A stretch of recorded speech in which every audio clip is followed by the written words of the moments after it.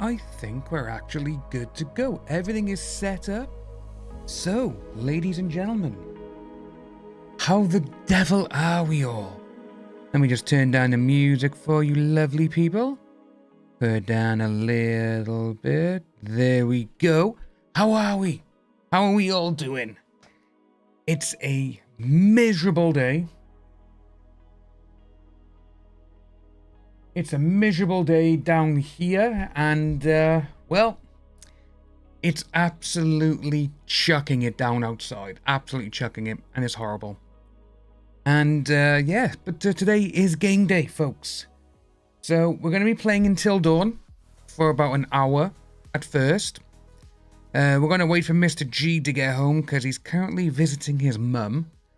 And, which, funny enough, they only live... Well, his mum lives, while we're here, we're 1, 2, 3, 4, 5.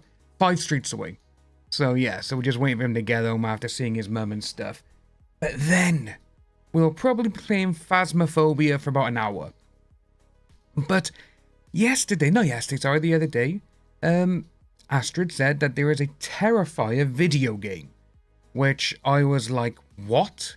You know, because...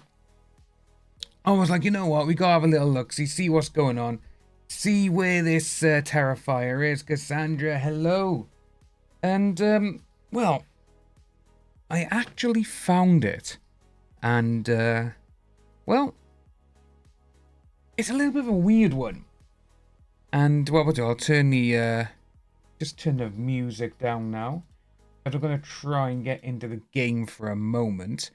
And seeing how... that this is like the old 8-bit. Oh, Kel, it's so good, isn't it? Until Dawn. But yeah, we are going to be playing. Until Dawn. That's all downloaded, ready. But I'm going to give this a go first. Let me take the other headset out of my ear. There we go. So yeah, we're going to give this one a go, and I'm not too sure what to make of it. And yeah, we'll have a little, we'll view the product. Oh, that's loud.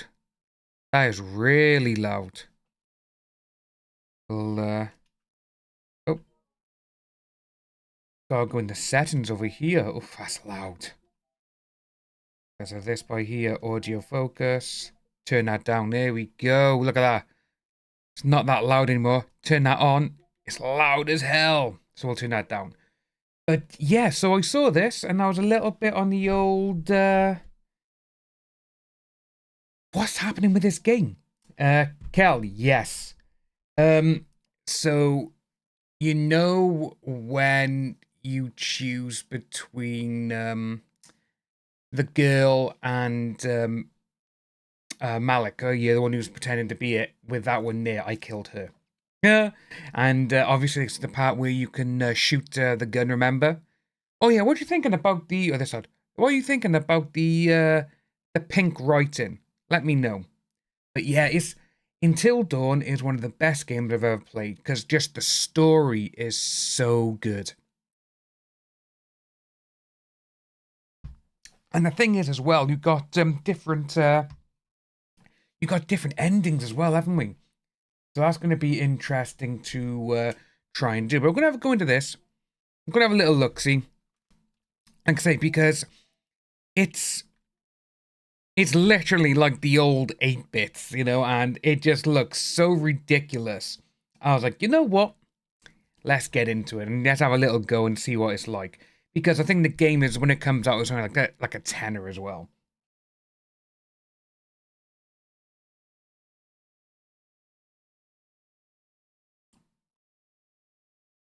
Ah, Josh, yes. Yeah, because it was his sister's, wasn't it?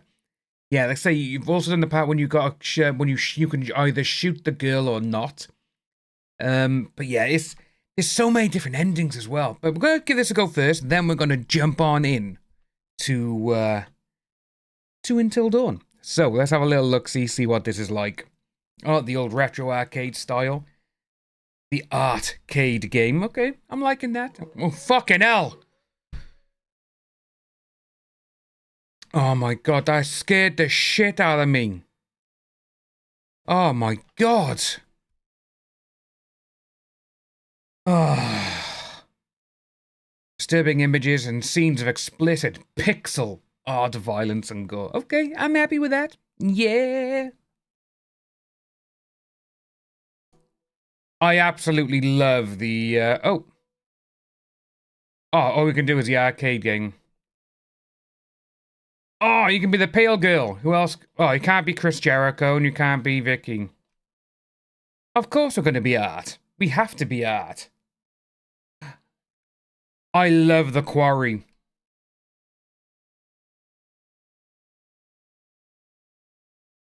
Okay. Oh, yeah, go on. Oh my God!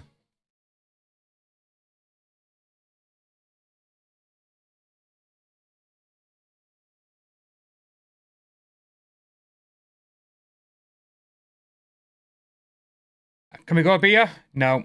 Oh my God.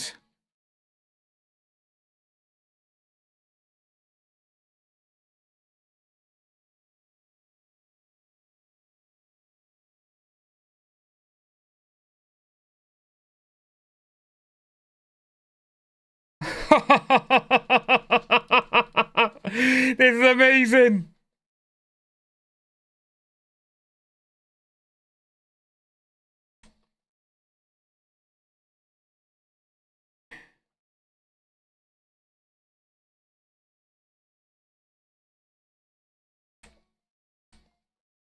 That is amazing.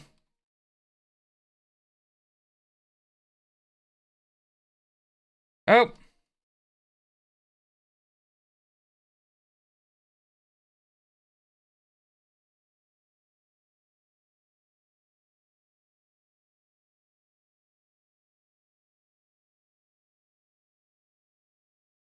Yeah! Oh my God, this is just extreme violence.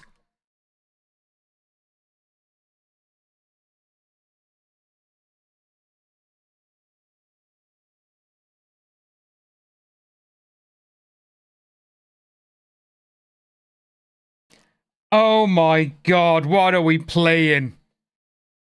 Love the music as well, man.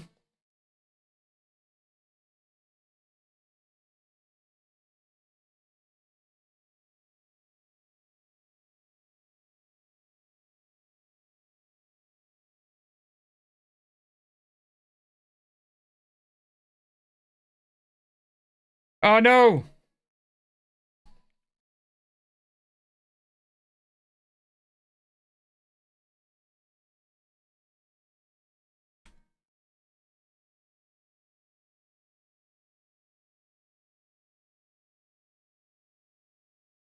Oh. That's just nuts.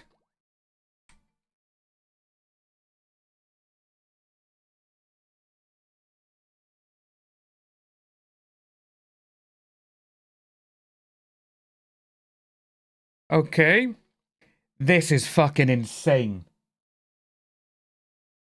No! Games shouldn't be muted. Because I've got it on by here.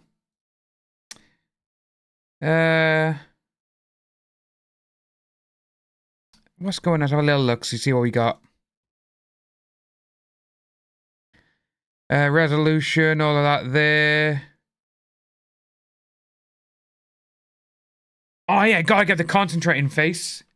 Let's have a little listen to this.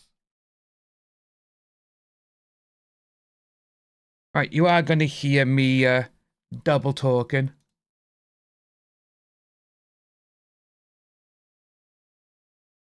Oh yeah, so I wonder why that's not playing then. Right, so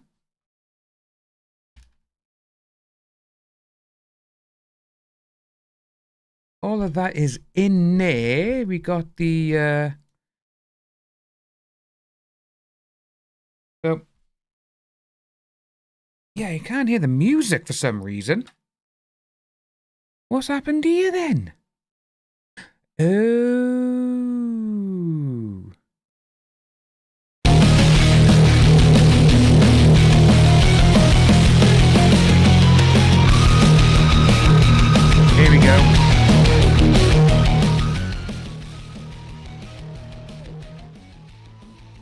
That is very distorted though, isn't it? Right, let me just change that a minute, folks.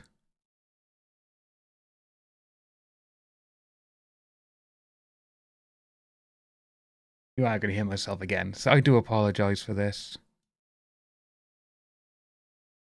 So we don't need any of them ones. We got the desktop audio. Here we go, you're going to hear me yourself again. I'm going to pause a minute. You know, I'll get it up on my phone, so you won't have to hear the double entendres. So,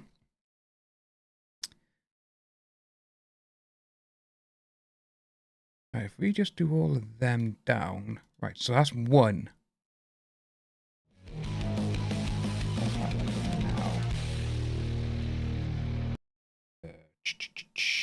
It's annoying when stuff like this happens. Yeah, it's a little bit on the old loudness, that is.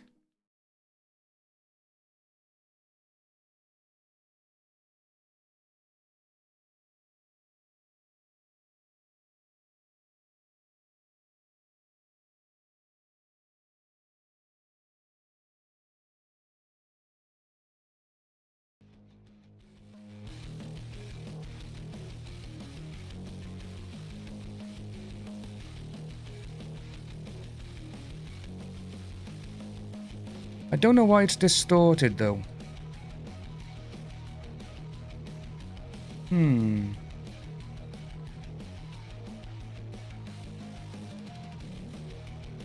Yeah, it's a little bit weird, that is. So...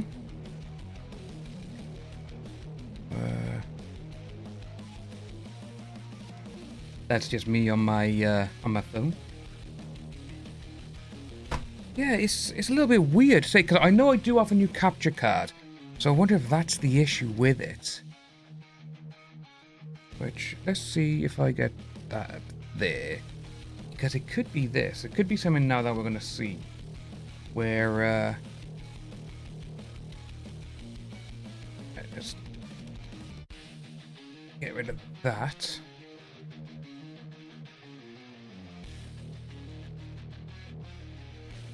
That way there is all done. You get that down. So we'll do that. We'll just come back to another scene, so it's just me. Here we go. Yeah. And we'll have a little look. So we'll go back to it now. Bugger. Dropping me earphones.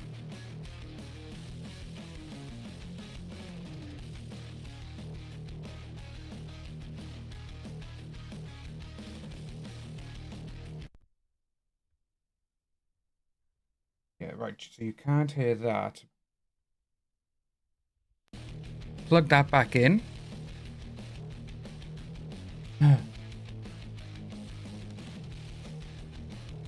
I know, innit? Don't this is absolutely... It's annoying me, this is, because I want to play the game. And I don't know why it's so distorted. Well, we got the... Let's get the gains up again. So, we got that video capture, yes.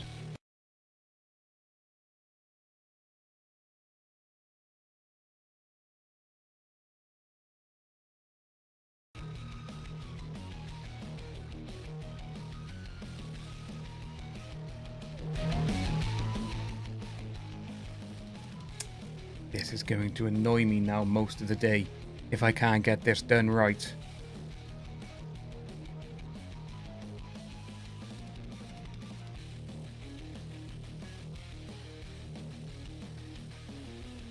Oh, Five Guys, yeah. I haven't had Five Guys for a long time.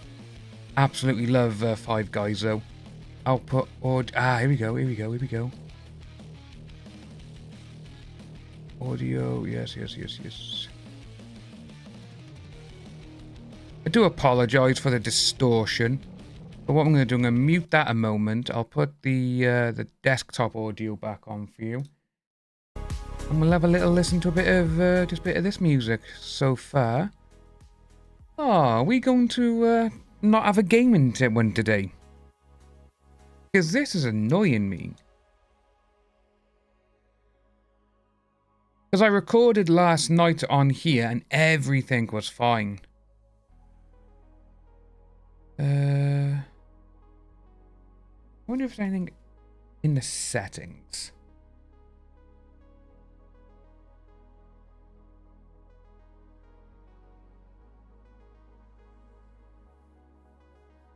Right, let's...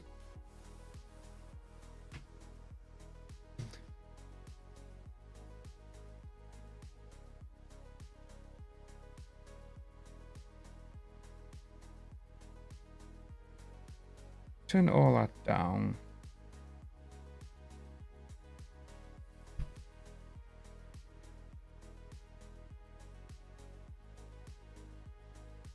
Yeah, let's say I got a new capture card for this the other day, and it seems to not be wanting to work properly, which is really annoying. Because, like I said, everything was fine last night. Brett, how are we doing, bud? Just get the... Oh, no, not that one. No, not that one. We want the desktop one back on for you lovely folks. Have a little bit of music in the background. Just, yay! You know, this sort of thing.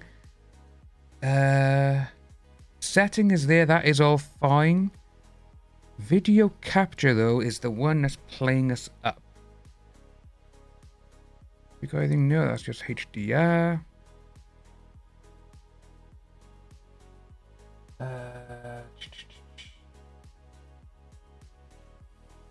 Oh, Tony, yeah.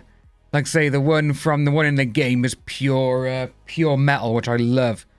But what I will do though. Well, get on my headset, you. I will put. Where is it? There we go. We will get.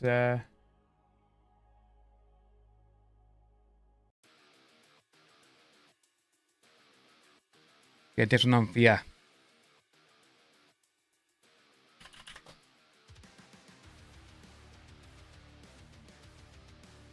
Oh, I know, mate. Using a hammer would be so much easier. So we got that. See, everything seems to be working apart from this one. So, El Gato. X. On OBS, there we go. Hopefully we can get this done, folks. To fix a disable Windows audio enhancement, check the audio format and use the...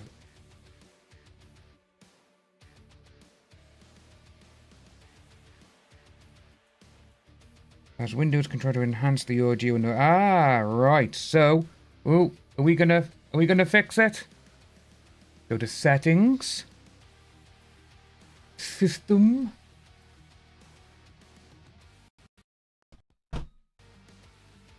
Yeah! So we go there, then we go down to sound.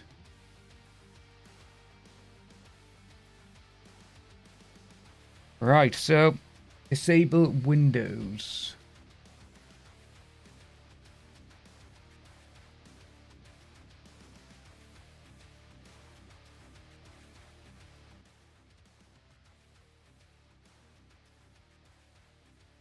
Oh, Kels, you know what? The anthology games, I've played the first two and the Man of Medan or Medan.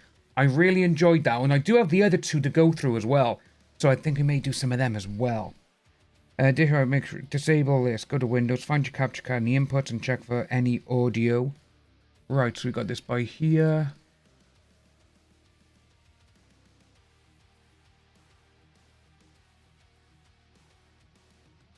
Changing any properties during you may cause issues. Right, okay, we don't care about that. We know what we're doing. We hope we do. Find your capture card in the inputs and check for any audio enhancements or spatial sound.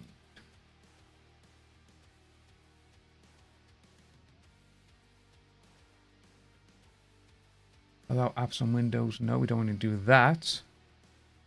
So that one's been done. You know what? The Devil in Me, that is the one I want to play the most because it's got Pazuzu. The the demon from The Exorcist.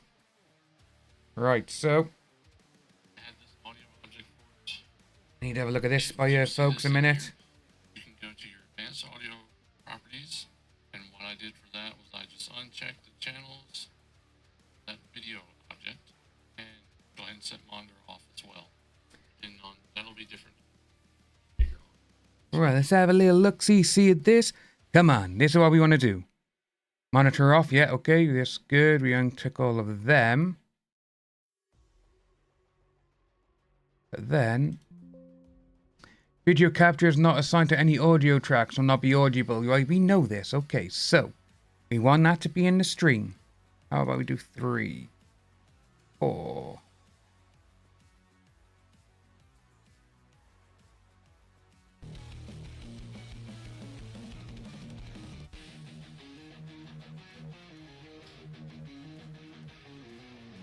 You are probably going to hear another double of me.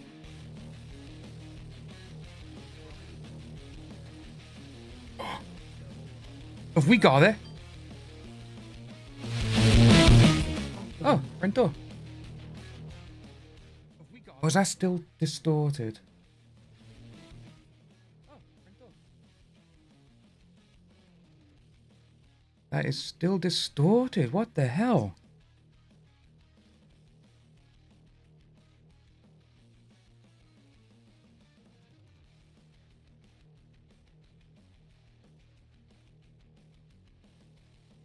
You know what, folks? I think we're gonna have to give the gaming one a miss today.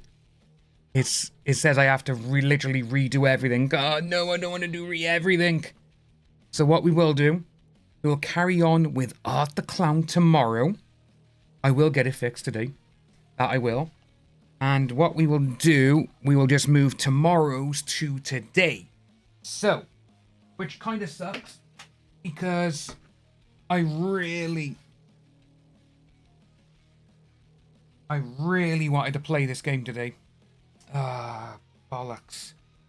I absolutely hate this. So what we will do, we'll move, like I said, tomorrow's to today. And we'll do today's to tomorrow. So tomorrow we will be playing Until Dawn. I'll just have to get all of that sorted. But we can do it. We can do it, folks. We're good, you know. We can do all this. We can get it working again tomorrow. And hopefully if it doesn't, I'll take Brett's advice and I will literally just take a hammer to it. Because that is just done my nut in. It's, Oh, Rammstein. I love me some Rammstein. Rammstein is one of my go-tos. They're probably the best band I've actually seen live. I'd say Rammstein are. Rammstein were absolutely incredible. But like I said to you, we're going to change thingy to today, folks. Let me just get everything over here. Which is going to be catfish videos today, then. Is going to be the old catfish. But yeah, it's kind of annoyed me that a little bit because that game looks fun. You know, the art game. So, we'll have a little look-see. But yeah, say the Devil in Me ones is, some of those, oh, they look so good. Black Veil Brides, I don't mind them. I'll watch them if they're on. When I've been to festivals, if they're there, I'll watch them because they are good. I do like them. But, where is it? Oh. I get down here. Yeah, I absolutely love, say, Rammstein and Metallica are my #1 bands. Metallica's been my favourite since I was a kid. And Rammstein, when I first heard Rammstein, it was around 99, 2000 when, you know, Sonnen and all that came out. And I was like, oh my god, what the hell are these? And that was just absolutely amazing. But then, obviously, as you get older, there is certain things, isn't there? Different ones. And one of my favourites is, I still like Megadeth and all them. Black Veil Brides, I saw them, if I remember correctly. Was it 2018 download?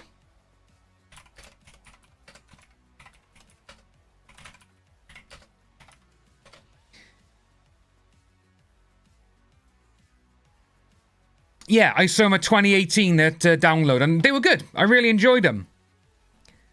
Oh, Backstreet Boys are amazing, Brett. What are you on about? They're amazing. NSYNC is better, though. But yeah, Black Veil Brides were really good when I saw them. They were really good.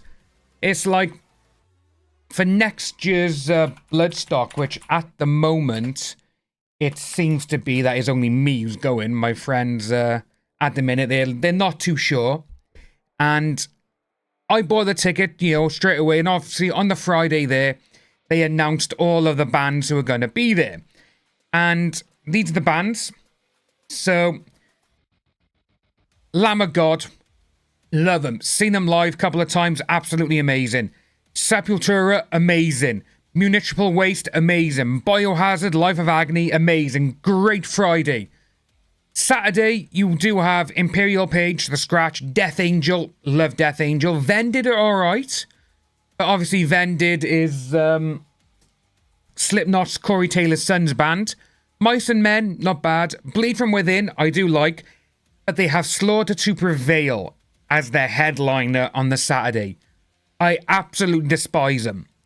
And again, you do have people on the internet who are like, well, I'm not going because of Slaughter to Prevail. A lot of like neo-Nazi stuff and all this kind of stuff. And to me, I just don't like their music. The you know, where you're karateing in the pit. Not mine. But Sunday, you got Judas Priest closing the show and Overculture. So far, it's a great main stage. But then you look at the other ones.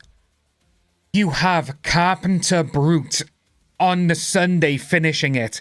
And you all know, I love my synthwave. Carpenter Brute are amazing with synthwave, and they do put on the old metal into it. Wednesday 13 as well. There's so many amazing. We got Cryptopsy, Black Spiders, The Hell. We got Shining, and Leprous. Oh, there's so many bands there. I'm like, you know what? I'm really going to be looking and enjoying that. But again, if my mates are like, oh, we're not going, it's either going to be I am going by myself, which, oh, 5 are amazing.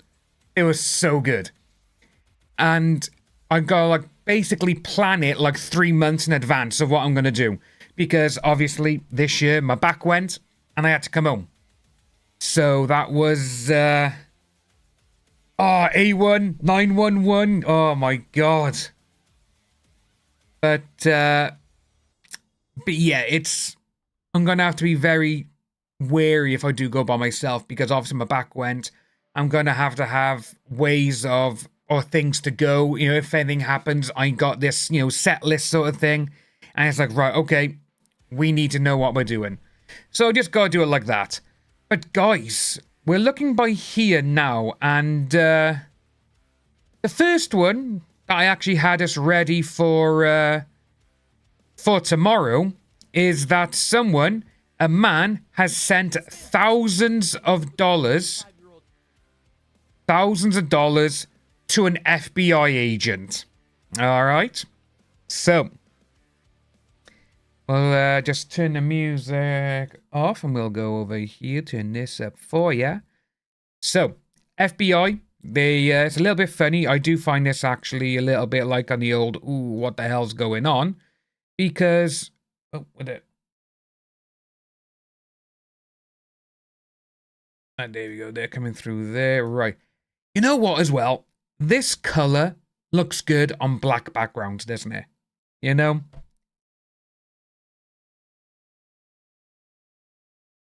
Oh, steps. Oh my God. Now, we are showing our age. We really, really are.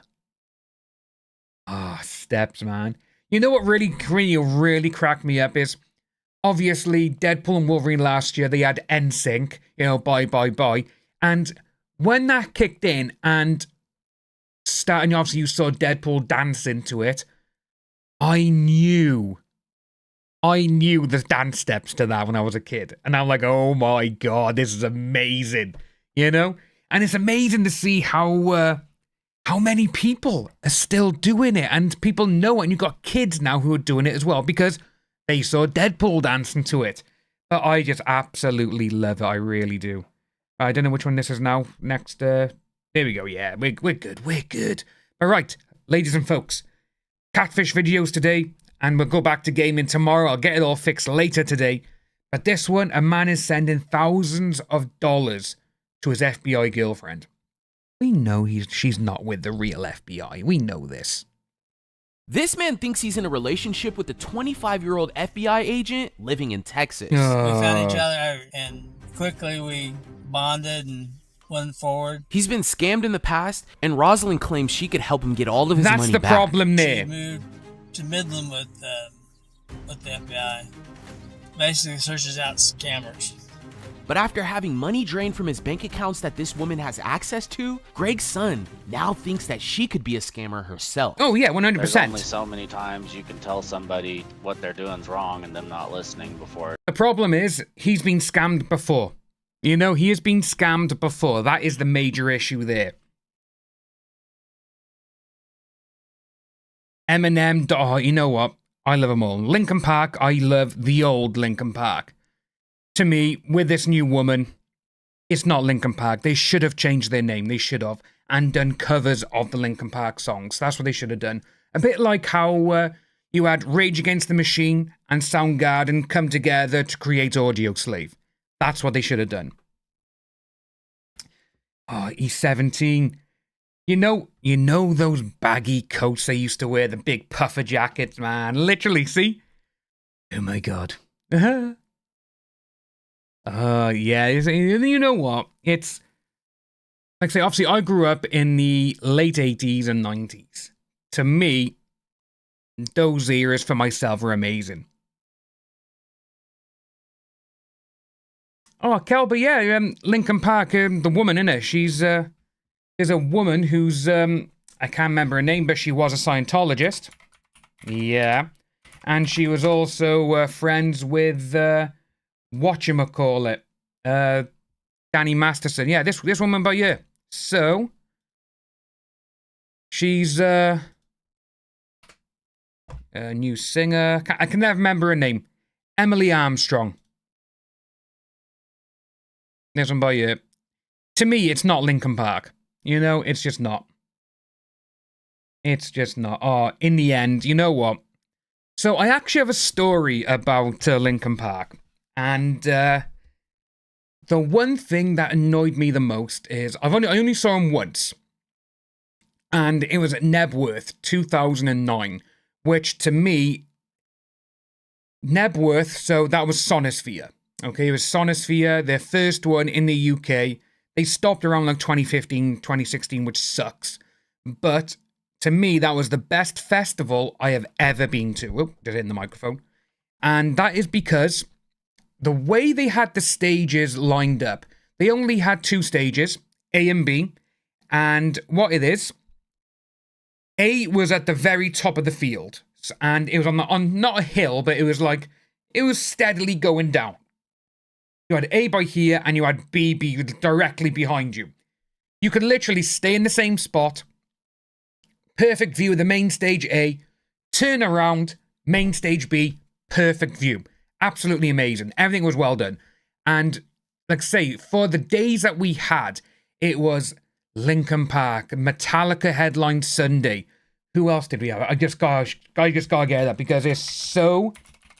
2009 UK.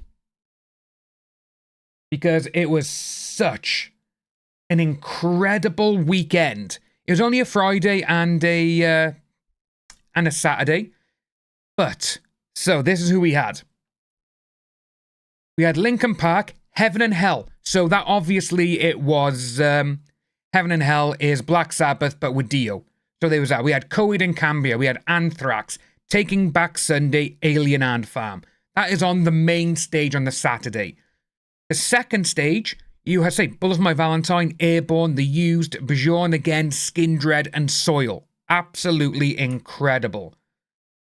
You had Thunder, Wild, and all these. And then as you can see, on the Sunday, we had Metallica, 9 Inch Nails, Limp Bizkit. Special guests was Machine Head, Lamb of God, Killing Joke, Buck Cherry, Avenged Sevenfold, Alice. As you can see, absolutely amazing. Best thing ever. Best festival I've ever been to. Linkin Park kind of ruined the Saturday. And the reason I say that is Linkin Park didn't ruin it, but Chester did. And it upset so many of us because the way that they played for... What did they play for? Their set was about 1 hour and 40 to 2 hours long. But for about 20 minutes in the middle, Chester stops and he's like, okay, guys, we're going to take a break. Everyone's like, what? Because obviously, he's like, why are you taking a break? He goes, but we're bringing on this other band. So it was Chester's second band. And I can't remember the name of Chester's second band. Chester second band. It was his side project band, it was. And the way that he did it was Dead by Sunrise. That was the band. And what it was, everyone was like, right, okay. But because when he said, we're going to take a quick break, but we're going to bring another band on, obviously 60 to 70,000 people are right, okay, food, drinks, toilet. And Chester threw a hissy fit on stage, and I'm not lying about that. He started going on, oh, why are we even performing if you're all leaving? And everyone, from that moment on, we were like, oh, maybe you shouldn't have said that. So, at the end, they were coming on and going through it. You had Chester, obviously you had Mike Shinoda, and Chester, this is what really pissed me off, and I think everyone else. Chester said, I'm not doing a fucking encore because you wouldn't listen to the other band. That's exactly what he said. I'm not lying with that. And everyone just started booing. Mike Shinoda came on. He goes, no, we're staying. We're doing an encore with or without him. I'll always remember that. And with that, that put a sour taste in my mouth because of Chester. And I was like, you fucking dickhead. Literally. And everyone's like, mate, they're here to see Linkin Park, not your side band. If you want to have your side band perform earlier in the day, you should have done that. But when you're doing a main set and he stops and he brings another band on for like 20 minutes, it's like, come on.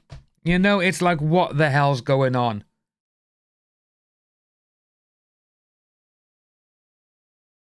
Ooh, what are we on about? Clickbait crime videos? What's this? Oh, what's this? What's this? Oh, you met E17 nuts.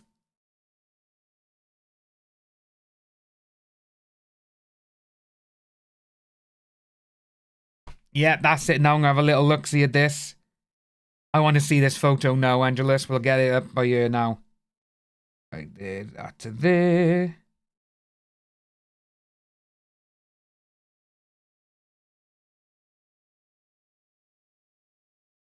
Oh my days! That is awesome. Is it okay if I show people? Do you want me to show people, or do you want me just to leave it here? Let me know.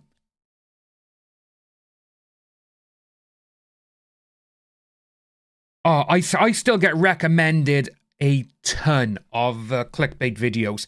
And what I do now, if I know they're clickbait, I report them. I just go down, report them, and... wait there, it's...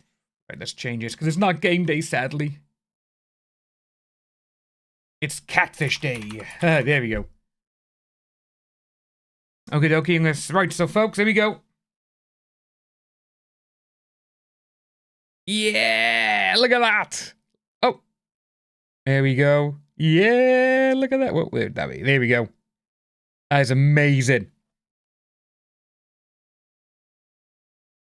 Oh, Tom. Oh, you know what? With that there, I know that there is one video I saw regarding that sort of thing. where YouTubers became the M word. So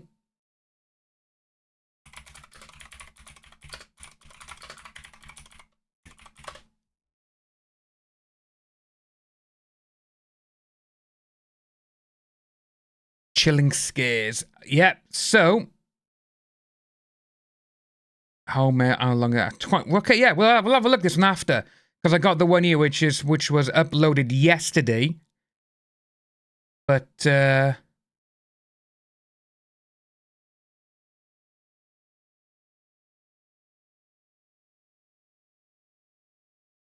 have seen one of these videos already, and it's the one that came out over 2 months ago, where 5 most disturbing cases of real found footage. So this one by here, just underneath the one that's rolling under the text, that one there. I've watched that one. But, oh yeah, we'll give this a go. So yeah, what we'll do, we'll just we'll pause that. We'll watch that one after the catfish one. So we've got the catfish one first, and then we'll jump on into that one there. And I am absolutely sweltering with that on, and I need a haircut. Look at, you can't even see the band from the headset because my hair's so long. But yeah, we'll watch that one after. We'll do the YouTuber one after. I haven't seen that one yet. But yeah, there's so many things going on, and it's sad when it does happen. Like I say, we watched a video, if you remember, a couple of weeks ago, and it was the YouTuber who literally had, like, what was it? Bloody hell, I can't remember. He had something like 17 million views, and he turned into a criminal. Remember, he was a drunk, and he was passed out and stuff. Right, FBI agent girlfriend. Finally, it's hard to, it's hard not to get fed up with them. Join us as we travel to Kansas to reveal to Greg who he's been dating and if this person is a part of the FBI. If you need help from the FBI would probably have already come to you, okay? Okay. This person can destroy your world. Literally. You could go to jail for this, Greg. 100%. Don't forget to love like, creepy comment, videos, and Tony. subscribe. You know me. Your engagement with our Love videos my horror. help us reach new audiences and can potentially. I know you've probably seen it before, but look how cool this T-shirt is. Look how cool that is, you know? I got this from oh bloody hell. I'll find the website now. Other people from being scammed. Okay, David, we have another case. The email comes from Cody, who is writing on behalf of his father. Hi, Catfish team. I recently found out my dad took out a title loan on his vehicle to help one of his girlfriends. I believe he has been getting catfish for years, talking to fake women on Instagram, and refuses to believe they aren't real despite my proof. His bank accounts keep getting hacked after giving out his information, and things are so bad he's having to go to the food pantry to get USDA commodities. Any help would be greatly appreciated. Poor guy. Sincerely, Cody. My name is Greg. I'm 65. I live in Quinter, Kansas today. I worked for Walmart forever until 96, 97 time frame. Then started my own company, software sales. In 2015, He started a company, software sales. Shouldn't he be a little bit knowing of what these things are? a stroke. When that happened, I'm gonna turn the fan on. It's a little bit warm in here. I lost my momentum and basically dropped my sales funnel pretty much altogether. So Before his stroke and his online dating adventures, Greg was happily married twice. I married Gina in '84. She came down with cancer. She died the year of 9/11. That was, obviously, as you can imagine, that was life-changing for all of us. Connie was marriage number 2. I married Connie in 2005. When she died. That's one of the websites there, hellonshirts.com. That's actually based down in Swansea in South Wales. After There's losing also 2 Mad wives, About Horror. Greg decided to move from Texas to Kansas with his brother. This is when he picked up online dating, and everything changed when he matched with a woman who claimed to have lived in his hometown. We met on Plenty of Fish, is a dating site. We both paid money and picked each other basically. I'm not sure if she found me or I found her, but we found each other, and quickly we bonded and. Oh, Tony, forward. the fake death ones I hate. We were extremely lonely when we got on Plenty of Fish. That's what that was the common denominator. So, and then we enjoyed the company. She's probably 5'2", 5'3", slender. Eye color's a little hard for me to tell. Rosalind is a Hispanic young lady. She's born in L.A., but she's moved to Midland with the FBI. Basically searches out scammers. So she's building relationships with people that scam people. There's a Nigerian organization similar to FBI.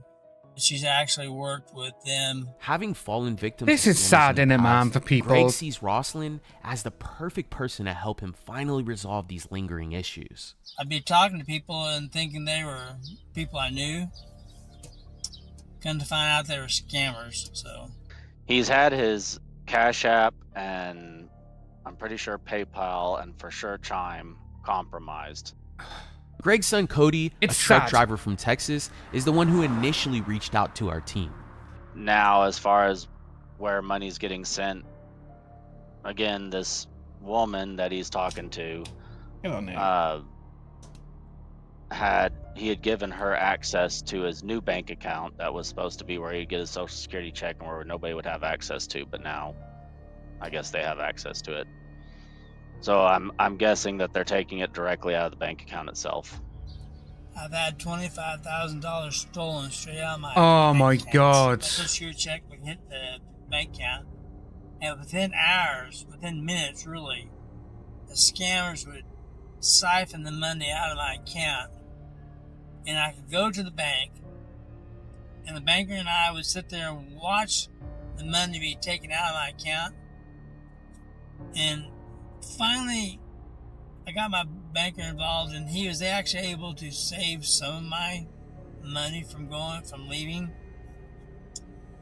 But It's the fact that, he's been scammed a couple of times and he keeps falling for it. That's the problem. And with him saying as well, obviously the fact that he's very, he was lonely when he got on Plenty of Fish.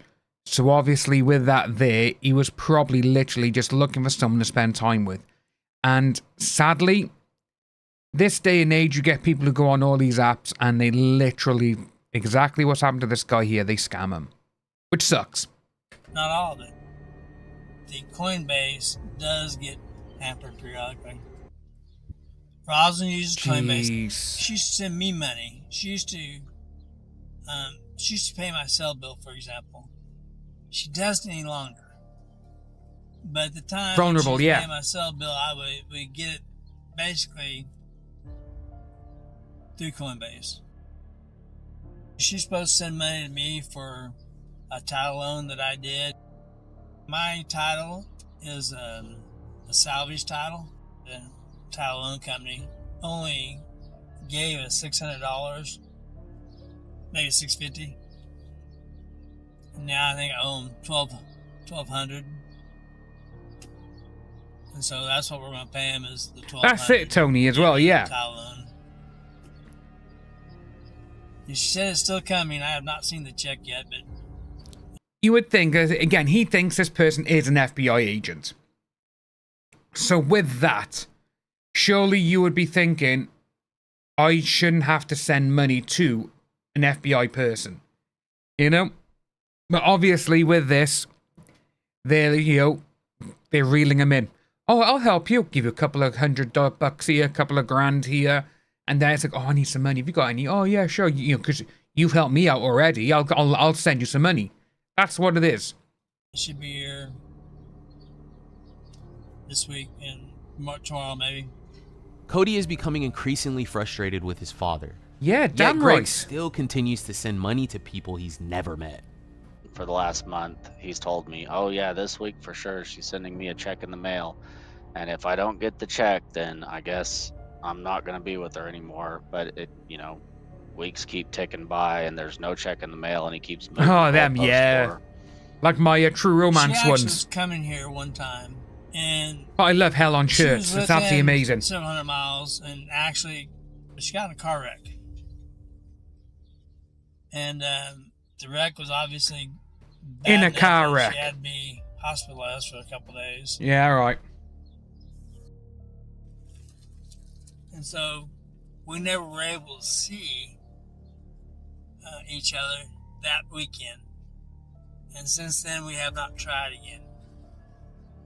Although Greg does admit he's been scammed by many people online, that doesn't seem to be enough to stop him from further engagement with them. Typically, I stay off Facebook. Facebook seems to be ate up with all that stuff. The only social media I actually have is TikTok, but I don't friend people on TikTok. I did, but until I realized, okay, that's an issue, so I've quit. There's got to be in the realm of hundreds of people I've blocked. His go-to saying was, well, okay then, I guess it's time to stop talking to them. And then he would immediately roll into talking to somebody else. He is meeting people on X, formerly Twitter, and then TikTok as well. I'm not sure where he met the one that he's currently calling his girlfriend, but it had to have been on one of those. And he also told me today that he's on Signal, which most of the time with Signal, I guess you got to be directed to that by somebody else. Rosin, and my tech is on Signal. If I have somebody show up, I'll send my tech the facial picture of that person. And almost every person I've had, except for Rosalind, she sent back and said, no good. He did tell me that he gave his tech or his technician $1,000 to purchase software on the dark web to help stop the scammers from getting into his phone. Despite having an FBI agent girlfriend and a top-tier tech expert in his corner, Cody remains deeply worried about his father, whose erratic behavior is hard to ignore and could jeopardize everything he's ever worked for. There's only so many times you can tell somebody to, what they're doing's wrong and them not listening before finally it's hard not to get fed up with them. I think marriage is the logical conclusion. I guess we have talked about it before, but we're kind of going easy on that until we actually see each other.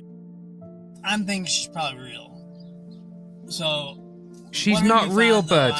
I told Cody, I said, hey, we're going to put it out there and let you do your due diligence and see what happens. Stick around until the end, Seekers. We'll reveal to Greg who he's actually been interacting with online. Does this person look familiar to you? I wonder who's going to be. Yeah. If you like this video, It's please kind of consider sad because they're subscribing. going to be And once thinking you've as done well that, give this of video a like. Follow this Catfish woman. on Like, YouTube. she's If you're also looking to being done as contact well, us like, and you think you which can is do sad. to a social. This sounds terrible. I mean, it sounds like this guy's digging himself a huge hole. Who does he even think he's talking to? Well, his story is pretty crazy. He lives in a small part of Kansas, but he's talking to an FBI agent in Texas. He's already sent $25,000, and on top of it, he had this IT person reach out to him, 25 grand. claiming that they can help him avoid scammers, and he had sent them money too. Wow, so an FBI agent and a tech person, like both trying to help him out, but he's sending money to them. That seems like super fishy. But my biggest question is like, why is he sending money to an FBI agent? Why does an FBI agent Oh, need Cal, money yeah, from him? it sucked. And then why is this random Cassandra, company yeah, reaching it's- out to him, asking for money to help him avoid scammers? I think it's worse when it does come out that it is a family member or something. I think they're even worse than if you are, like Cal's just said, a Nigerian prince. But yeah, it's sad because, like they just said there, they've had an FBI agent and a tech person get involved. Oh, send us 25 grand and we'll help you. So he did. And then obviously now this tech person oh yeah, you don't want to be scammed, I'll protect you from scammers. No. I do feel sorry for some of them, some of the ones we've seen. And I think it's the ones that I'm like, yeah, it's your own fault, is the celebrity ones. Because we all know for a fact these celebrities are not getting in touch with you and they're asking you for money and all this because no. They're famous, they're rich. The majority of the big ones that we've seen anyway, obviously Johnny Depp, you had the guy from Stranger Things. You've also had the Chris Hemsworth one, the Brad Pitt one. You know, Brad Pitt, oh, I need you to send money to me. The guy who's worth $500 million. You know, it's like, yeah, come on.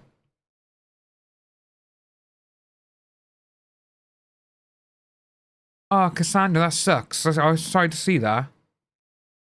Exactly. There are huge red flags here. He's already taken a loan out against his car.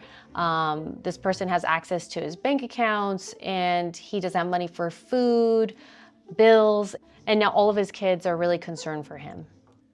I mean, we were once there, right? I mean, we literally at one point in our lives didn't have any money, but it does seem like this guy's like digging himself into this hole. We definitely should help him out. I mean, we can run a reverse image search, see who this person is. Yes, I do. So, I think part of this is that he's lonely. give me a moment and I'll find the website for you now. He lives in a remote city in Kansas. So I think we should do what we can to help him out. Let's get to the bottom of this, get him the information, and maybe even see if we can help him with some of his idle time. That sounds good. All right, Seekers. Thanks to Greg's son, Cody, we were eager to provide him answers on who he had been communicating with online for the past 2 years. Except there was one big problem. Greg was having issues sending over any information for us to look into. So to make sure that we got everything we needed, David and Brienne hopped on the first flight to Kansas to meet up with him in person. That way, we could research everything right then and there and give Greg some closure.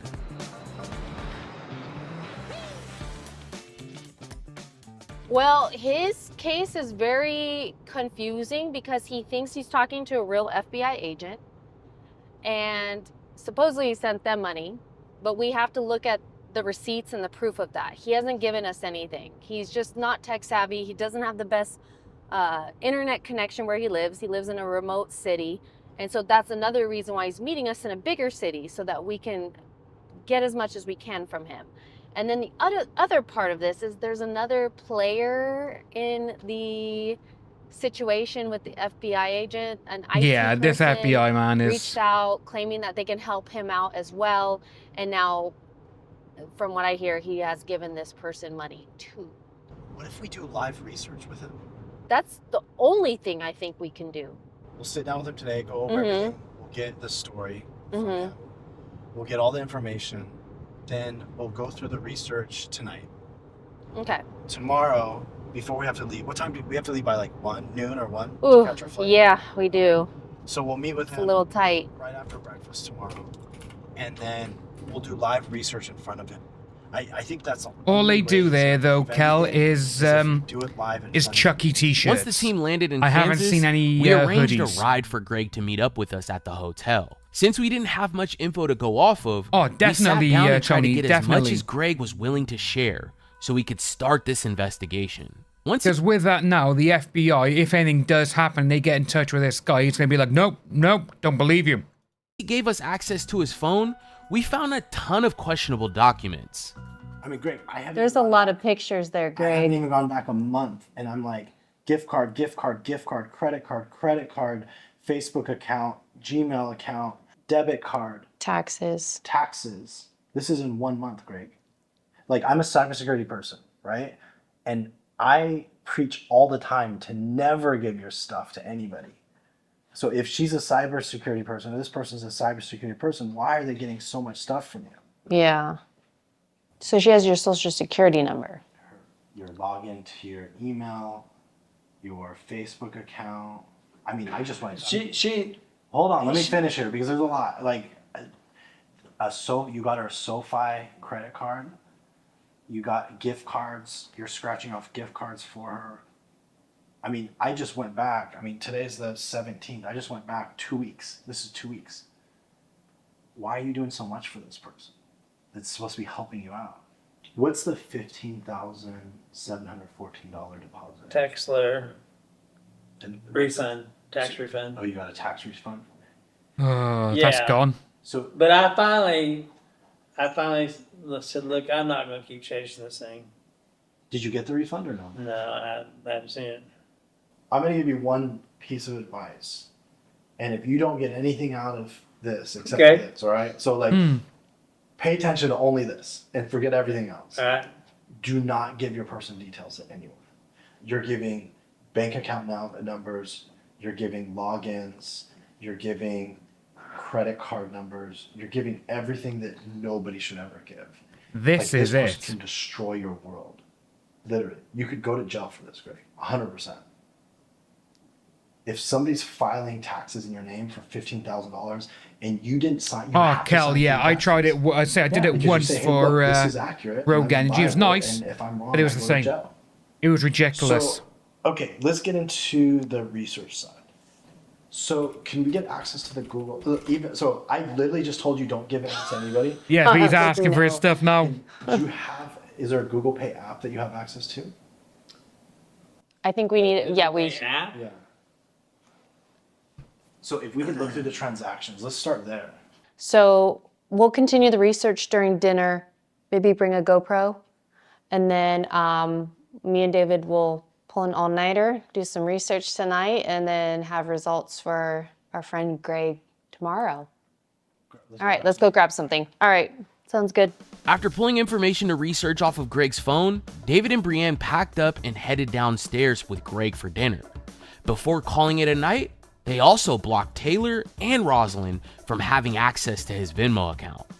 The next morning, they finished up any additional research needed and then gave Greg's son a call to give him an update. Good. So we met with your dad last night. He made it to the hotel safely. Right now, we're about to meet with him and just share all of our findings. So I just want to fill you in. We were able to find the real woman in the picture. It's not who he thinks it is. We haven't told him any of this yet. But I just want you to know, like, he's in a really bad place. Yeah. It's to the point where they have all of his information. They even filed taxes for him. I don't know if you knew that. Mm-hmm. Okay. Yeah, they had told him that he was going to be expecting $15,000 back.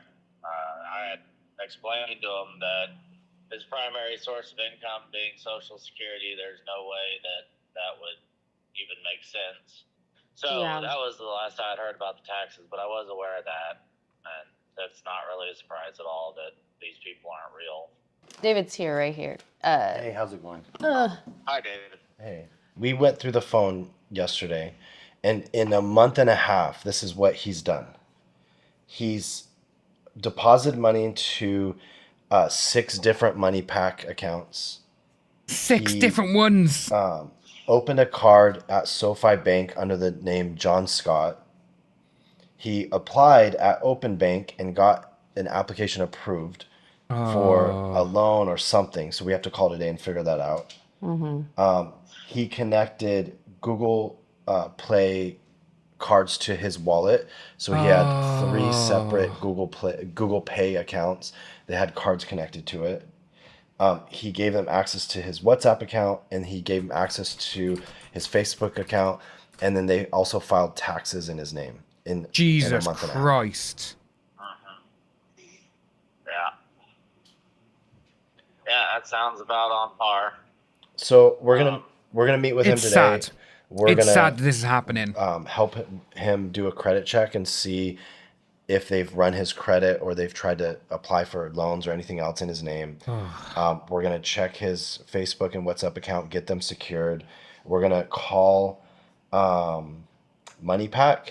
So if there's any money left in any of those cards, MoneyPack will reverse those funds. So we're going to do that today. We're going to call SoFi Bank and then report fraud on that account. And then we're going to see what was going on at Open Bank with the application that he applied for to see what that was for.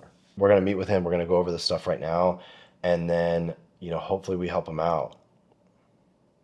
Yeah, Absolutely. I'm hoping and Tony, praying you are that this is correct. going to be a wake-up call for him. Now that we filled Cody in on his dad's situation, it was time to pull Greg in to help him through his issues. God, tell him. The first thing I want to say is, like, I don't want you to go to jail, and I'm being dead serious. Got it. Like, there's a lot of stuff that you've done over a very So short Cal, period of yeah, time. it's You know, these people... filing taxes in someone manipulating else's you. name. I mean, I think yesterday you knew it as we're going through it, right? But, like, they're fully manipulating you. And we're going to do an IP tracker, so if you want to set that up, Brianne. Yeah. While Brienne sets up the IP tracker, David decided to go over the important financials that Greg should be monitoring. What I want to do is go and do a annual credit report. See if anybody's checking your credit. Oh yeah, definitely to they make are. Sure, that 1000%. Oh my goodness. So Here we go. Greg, there's 31 inquiries just last year on your credit. I had 31. to look through all those, but I didn't do them, so 31. I could have ran a couple. You know, I could have been instigating a couple. But I'm not too sure, Cal. You know, filing taxes under someone else's I name. see why they're freaked out It's- about me coming here. Again, if they have details. What is this? What is it? It's WhatsApp. Good afternoon, handsome. We gotta remove WhatsApp. But how's it come through?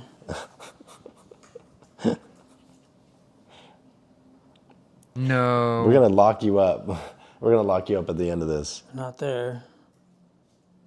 I'm not sure what app it's coming through on. It might be WhatsApp. Signal, which I don't use Signal, but It was WhatsApp. It's WhatsApp? yeah. Listen, Oh, I don't use WhatsApp. How do I get help on this nonsense? We're here to help block you. You need to block them. you don't need help from. Well, look, you don't He need needs help by the FBI.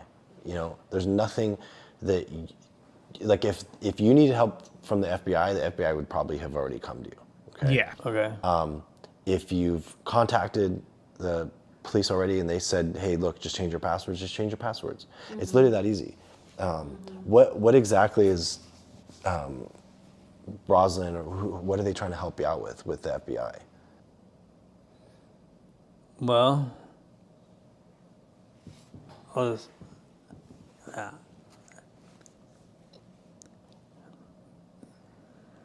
Mate, you gotta speak to him. You have to. I kept getting scammer issues, You're getting scammer issues because you're engaging in conversations with strangers. That's it. online. That's exactly it. It's not a FBI issue, it's a Greg issue. I'm just being candid. Okay. All right. And so in the basic two scammers we're talking about apparently are Rosalind and Taylor, but Taylor. They're probably the same person. Yeah. and 1000%. that goes back to what I said yesterday. It was very often I'd get two texts from them, within seconds of each other. These are two online personas, right? And we know who the real person is. So they've stolen other people's images. So we'll show you exactly who that person is. Because the expression was some 300-pound or 400-pound Indian guy. Tony, we don't know what they yeah, look I'm like. with you on that. Yeah, we don't know what they look like, but It's absolutely mad how easy it they're is. stealing other people's images, right? And they're pretending to be a female. They may or may not be a female, and they're talking to you. We know exactly who they are, so we'll show you. The other thing too is they're having you apply for all these things, your credit, your money, all this stuff, and it's going to put you in a really, really bad spot. There's going to be no way to back out of this, And so it's literally a matter of stop talking to them, change your passwords, monitor your credit. That's literally Ain't it. gonna happen though, is it? He's gonna Now carry that it on seems doing it, I Greg is think. starting to accept the fact that Rosalind may not be real, it was time to reveal the real person that was in all of these images that he was receiving. Does this person look The girl. familiar to you? Oh, is that Rosalind? Is that the Rosalind? Yeah. Do you want to know her It's real the name? real person. Sure. Taylor Ann. Taylor Ann lives in Fort Worth, Dallas, Texas. Oh, really? So the person that you're talking to, pretending to be this Rosalind character, doesn't exist. Okay.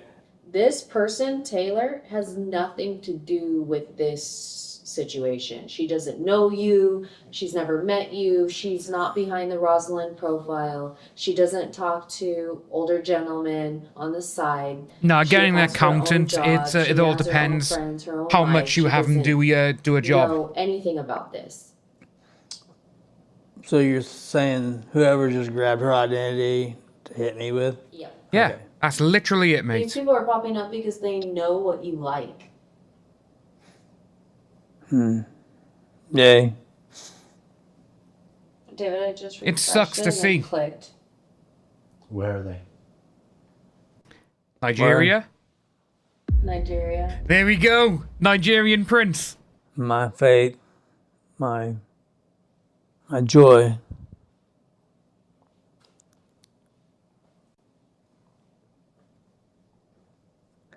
Oh, I've been fighting Nigerians for a while, so City Swedes, Norway, Taylor, Nigerians. I mean, this has been 2 years of your life. Jeez, 2 At years. least. They're targeting you. Yeah, they are. They've taken advantage of you. They've gotten access to your social security. They've had you create bank accounts. They've had you take big risks where so the next thing we need to do is, we'll do it for you. But we're gonna call the banks and report fraud to all those banks. I already got all the links before you got here. So we're gonna report all the fraud to those accounts so that they get closed down, so they don't have access to money. I think the last thing to do is block them now, right? Block who? I mean, obviously Taylor and Rosalind. I'm gonna block here. Anything else? I mean, anybody else that's randomly messaging you That's it, is Tony. a fake. So I mean, you should be blocking anybody. I just went into your settings. We've on seen TikTok, so and I many of these disabled people. direct message. The one who we've seen so many of these people who are being scammed, and they just don't want to admit it to themselves. They know that they've been because they know if they admit it to themselves, they know that they're idiots. That's how I look at that. But it's like, mate, yes, you've been scammed, but that's in the past. We're going to deal with this now. We're going to help. That's how it should be. But like he's just saying there about, he went on TikTok and all this kind of stuff. And TikTok, so on TikTok, I look at my messages like once a week. That's it. And I get, obviously, I get, some from you, like say, Pick a Mix Gamer and all this kind of stuff, and a few of you, others of you. But then I get like 100 to 200 of literally, oh, I need help. And it's like, I don't even know you. It's these sort of things. Messages, so that, and I added some keywords. So if anybody says investment or babe or anything, Blocked. It filters that stuff out, because anybody who's talking about stuff like that is trying to scam you. Oh, yeah. Now that Greg was in a better spot to know how to keep himself safe from scammers, it was time for David and Brienne to head back to California to work on another case. A few days later, we followed up with Greg. We wanted to check in to make sure he was handling things well. Greg. Oh, Cal, yeah, I've seen a few of them. Greg, how are you? Great, man. Good to see you guys. Yeah, good to see you. Did you miss us? That's the first question I have. And I gotta tell you, I have the hardest time trying to follow just a simple instruction. Change orientation, all right? It's like, holy mackerel, how hard's that gotta be? We know you're not a tech-savvy person. Don't worry about it. Look, everybody has their strengths and weaknesses. I have Angel, tons yeah. of weaknesses. Don't worry about it. Just Okay, get a so I lecture want and to that's say one it. thing. I'm so thankful that you actually went through with this and drove the 3 hours to meet us in Topeka. I mean, we want to follow up. Like, how are things? Like, I'll be honest. I didn't think we could help you out. But when we left and you left that day, I was feeling pretty good about that. How are things going? Good. Actually, what it is, I joined eHarmony. Oh, eHarmony. No. Okay. So even though you're on eHarmony, you should still watch out for the red flags. Once you meet somebody, see if they can jump on a video call with you right away. See if there's any way that you guys can schedule some sort of meetup. No. Just be mindful of those red flags still. You know what? Thank you for saying that. I will make that a priority. So Good. Sounds good. What are your thoughts about what we were able to reveal with the IP tracker? Oh, guys, I gotta tell you something. I feel stupid. All right, I feel stupid. You know, the whole Nigerian thing was something I was aware of and didn't want to be involved in. Had no idea the person I thought I was talking to was actually a Nigerian. So that really blew my mind, and I thought, okay, we got to change what we do to get somewhere different, So I mean, I feel pretty good, man. Like you proved me wrong. I would have, if I was a betting man, I would have bet that you'd still be doing the same stuff as before, because especially, I mean, the path you went down over the last 45 days, I was blown away. But I mean, I'm really happy to hear that, you've turned a new leaf. All the education we gave you has really helped you out. And then So, the one thing that sticks in my mind at this moment in time regarding this is you could see in the face of Chelsea and her husband, and as soon as he said, I've joined eHarmony, they were like, oh my God. It's like, this is why she was like, they're still going to be on there. It's... I know he's lonely and everything and he wants to find something, but... mostly, it's going to say, oh my God, I'm going to show my age now with this. What's wrong with just going out? Going down to the local pub or bar or whatever, or seeing people that way. I'm sure for his age as well, they got groups and classes around. There's other ways, because again, I think this is probably why that these people are they're a good catch for all these scammers, because they know that they are the older person. They may not be tech savvy, so they're going to do everything they can. Yeah, Tony, he does seem like a nice guy as well. But again, no, we've seen these people who want to are scammed. They do seem to be genuinely nice people. I want you to know something too. So we've gone and we've reported those accounts to the banks, to the credit card companies. So they should be closing those accounts down. So those scammers should not have access anymore, okay? Thank you. I appreciate that. That's a big part of it. Because, when you looked at me and said, this is something you did, I thought, I did. So anyway. Thing is, though, is that still going to be... Has anything changed between your relationship, you? Is that still going to be on his credit report, though, all these fraud loans? In your son's relationship since doing this? His part is, well, I just can't believe you were there for 2 years and you didn't do anything about it. So we get past that. So then I go to Eden. And Eden says, well, I think you need to have cognitive tests with your doctor. You need to schedule an appointment for Monday and have a cognitive test. I thought, so I did. I scheduled an appointment for Monday, so I've got one. And good. Look, these people try to take advantage of anything they can. And you admitted, hey, look, for some reason my memory is just not as good as it used to be. And we had gone through a bunch of things, and I think because you've forgotten some things, these scammers are taking advantage of that. Even Taylor came in. Once you started thinking about it, you're like, wait, I never even got a picture from Taylor, and I don't even know how I met her. I just think she randomly messaged me. And so, I mean, now that this stuff's all coming together for you, once you're aware and you can be cautious about this stuff, you're not going to fall for the stuff anymore. So I think you're doing the right things, and we have your back. We're here for you if you need anything. I'm glad you're talking to your kids, and we wish you the absolute best. Thank you, I appreciate that. We're super happy that we were able to help you out. Sounds like you have all the tools that you need to move forward. And again, the offer's there. So if you run across any profiles, you have questions about anybody you're talking to, reach out to us, and we have your back, okay? Yeah, I just hope he doesn't do anything really again. Appreciate you, and take care.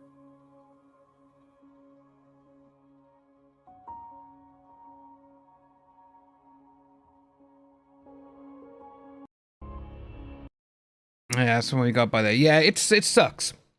It sucks when we see certain things like this, because seeing how so many people can now just jump online and be like, oh, you know, they could love bomb you and all these other things. And within minutes, your bank account could be emptied. You know, that's one thing. That's what, it absolutely sucks. That's what I don't like about any of it. But that's that one by there, though, folks. Like I say, we are going to jump into one that Tony suggested, which is, oops.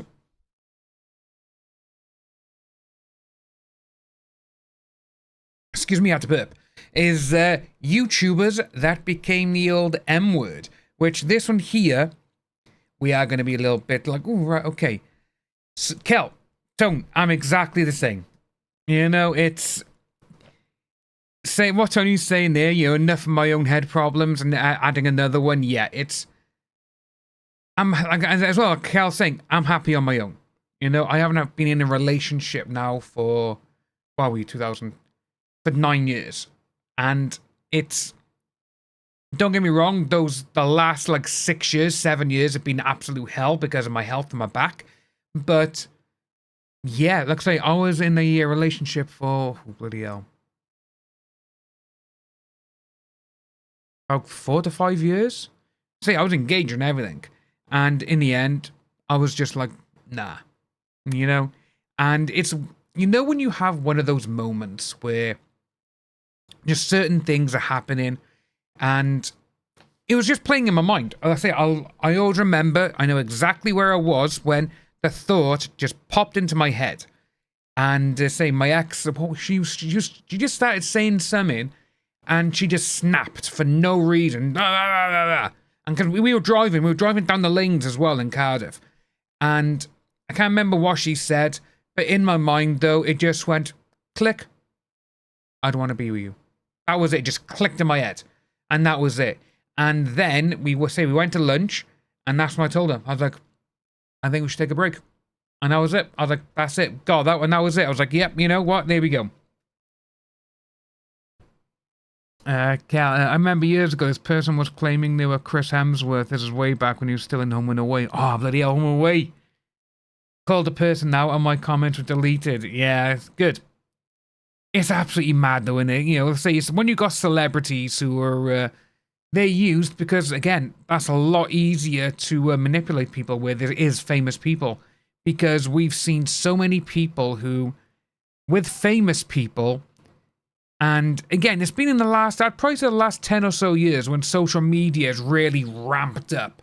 You know, even though social media was around in like 2005, 2006 and stuff, you know, MySpace and all of this, it was interesting to see how, you know, Facebook, you know, 2007, 2008, around by there, you know, Twitter came out as well around that time. And it just gradually started growing and growing. And it's when Instagram was bought by Facebook or Meta, whatever you want to call it. Then you had Snapchat. And then I'd probably say around 2013, 2014 is when it really ramped up, didn't it? It was everywhere, you know, everyone on YouTube, you know, Instagram, Twitter, Facebook, all of these things. Well, Facebook me, Facebook you, or whatever. All these things happening. And it's like, you can literally see if someone is a fan of someone. You go through their tweets. What are they like? Okay, you can't see likes now on Twitter, which is good. But then it's like, oh, they like so-and-so. Right, we'll pretend to be them. And I want to know all these people, how many accounts they have on all these apps and dating sites. Because, you know, they could have like, what, 10, 15, 20 per person? Absolutely nuts. But guys, we're going to go to the next one. YouTubers that became this. And say Tony said about this one, so we're going to look at this one. I'll look for another one after it. And I will say, trigger warning, we may see some bad stuff. Suzanne Eaton was a 59-year-old American scientist who was working as a professor of molecular biology in Dresden, Germany. A big part of her job at this institute was to travel around the world and hold conferences on the latest developments in her field. In July of 2019, she traveled to the scenic Greek island of Crete for one of these conferences, not knowing that this was going to be her last, and that the person responsible for her end would be cut because of his videos on YouTube. The incident happened on July 2nd, when, after a conference, Suzanne spent time with her peers and played the public piano in the venue's lobby before saying her goodbyes and heading out to her hotel in the afternoon. Sadly, this was the last time anyone saw Suzanne alive. Her coworkers noticed her absence when she didn't show up for the second conference scheduled for 6 p.m. that evening. It wasn't like her to skip events out of the blue. Something wasn't right. A fact that became increasingly clear when over 24 hours passed without anyone hearing from her. So, on July 3rd, her colleagues called the police to check on her, hoping she was simply sick or something similar. However, when officers arrived at her hotel room, no one answered the door. They acquired a spare key from the hotel management and went inside, only to find the room completely empty and undisturbed. All of Suzanne's belongings were also still in the room. The only things missing were her running shoes and a set of exercise clothes. Those who knew her immediately understood what this meant. You see, in addition to her academic prowess and piano expertise, Suzanne was also an athlete at heart. She was a double black belt in Taekwondo, and despite her age, loved going on a run every day. Knowing this helped investigators narrow down what might have happened to her. Put simply, she likely went on a run soon after returning to her hotel on July 2nd, and something went wrong after that. She wasn't super familiar with the area, and to make matters worse, the weather was uncomfortably hot that afternoon. There was a strong possibility she collapsed from the heat or something else along those lines. After putting this together, the Crete police immediately dispatched a search and rescue team in the area surrounding her hotel and around popular running trails. Her family even traveled to Crete and put a €50,000 reward for anyone who could help find Suzanne. Unfortunately, Suzanne was nowhere to be found. That is until 5 days later, on July 8th, when two young men were exploring one of the abandoned World War II Nazi bunkers scattered across Crete. Around 200 meters in, one of them noticed a piece of burlap covering something on the ground. They picked it up from one end to see what was underneath, and what they found was the aftermath of one of the most horrific crimes in Crete's recent history. The burlap was covering the bloody remains of Suzanne Eaton.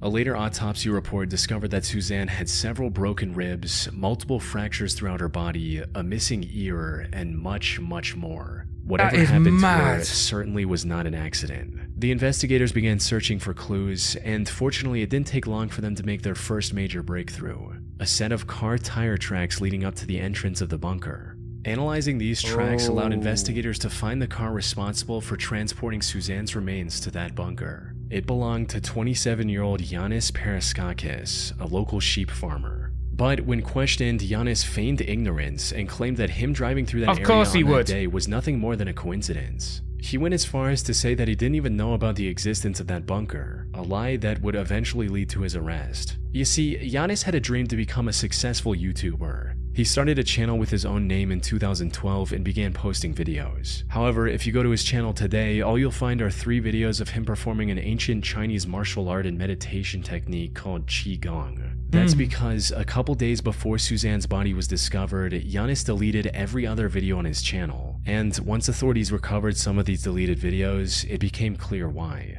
You see, most of these deleted videos involved Yanis exploring abandoned World War II bunkers, including the one where Suzanne's remains were discovered. This contradiction gave the authorities the go-ahead to formally arrest him on July 15. It also allowed them to investigate him further, and the evidence they discovered was overwhelming. As it turned out, the land where this bunker was located was owned by Yanis's family. Investigators also found traces of Suzanne's blood in his car's trunk. When confronted with this evidence, Yanis cracked and told the whole story. According to him, he saw Suzanne running down the road and something came over him. He hit her with his car twice before putting her in his car, driving to the bunker and ending her life there.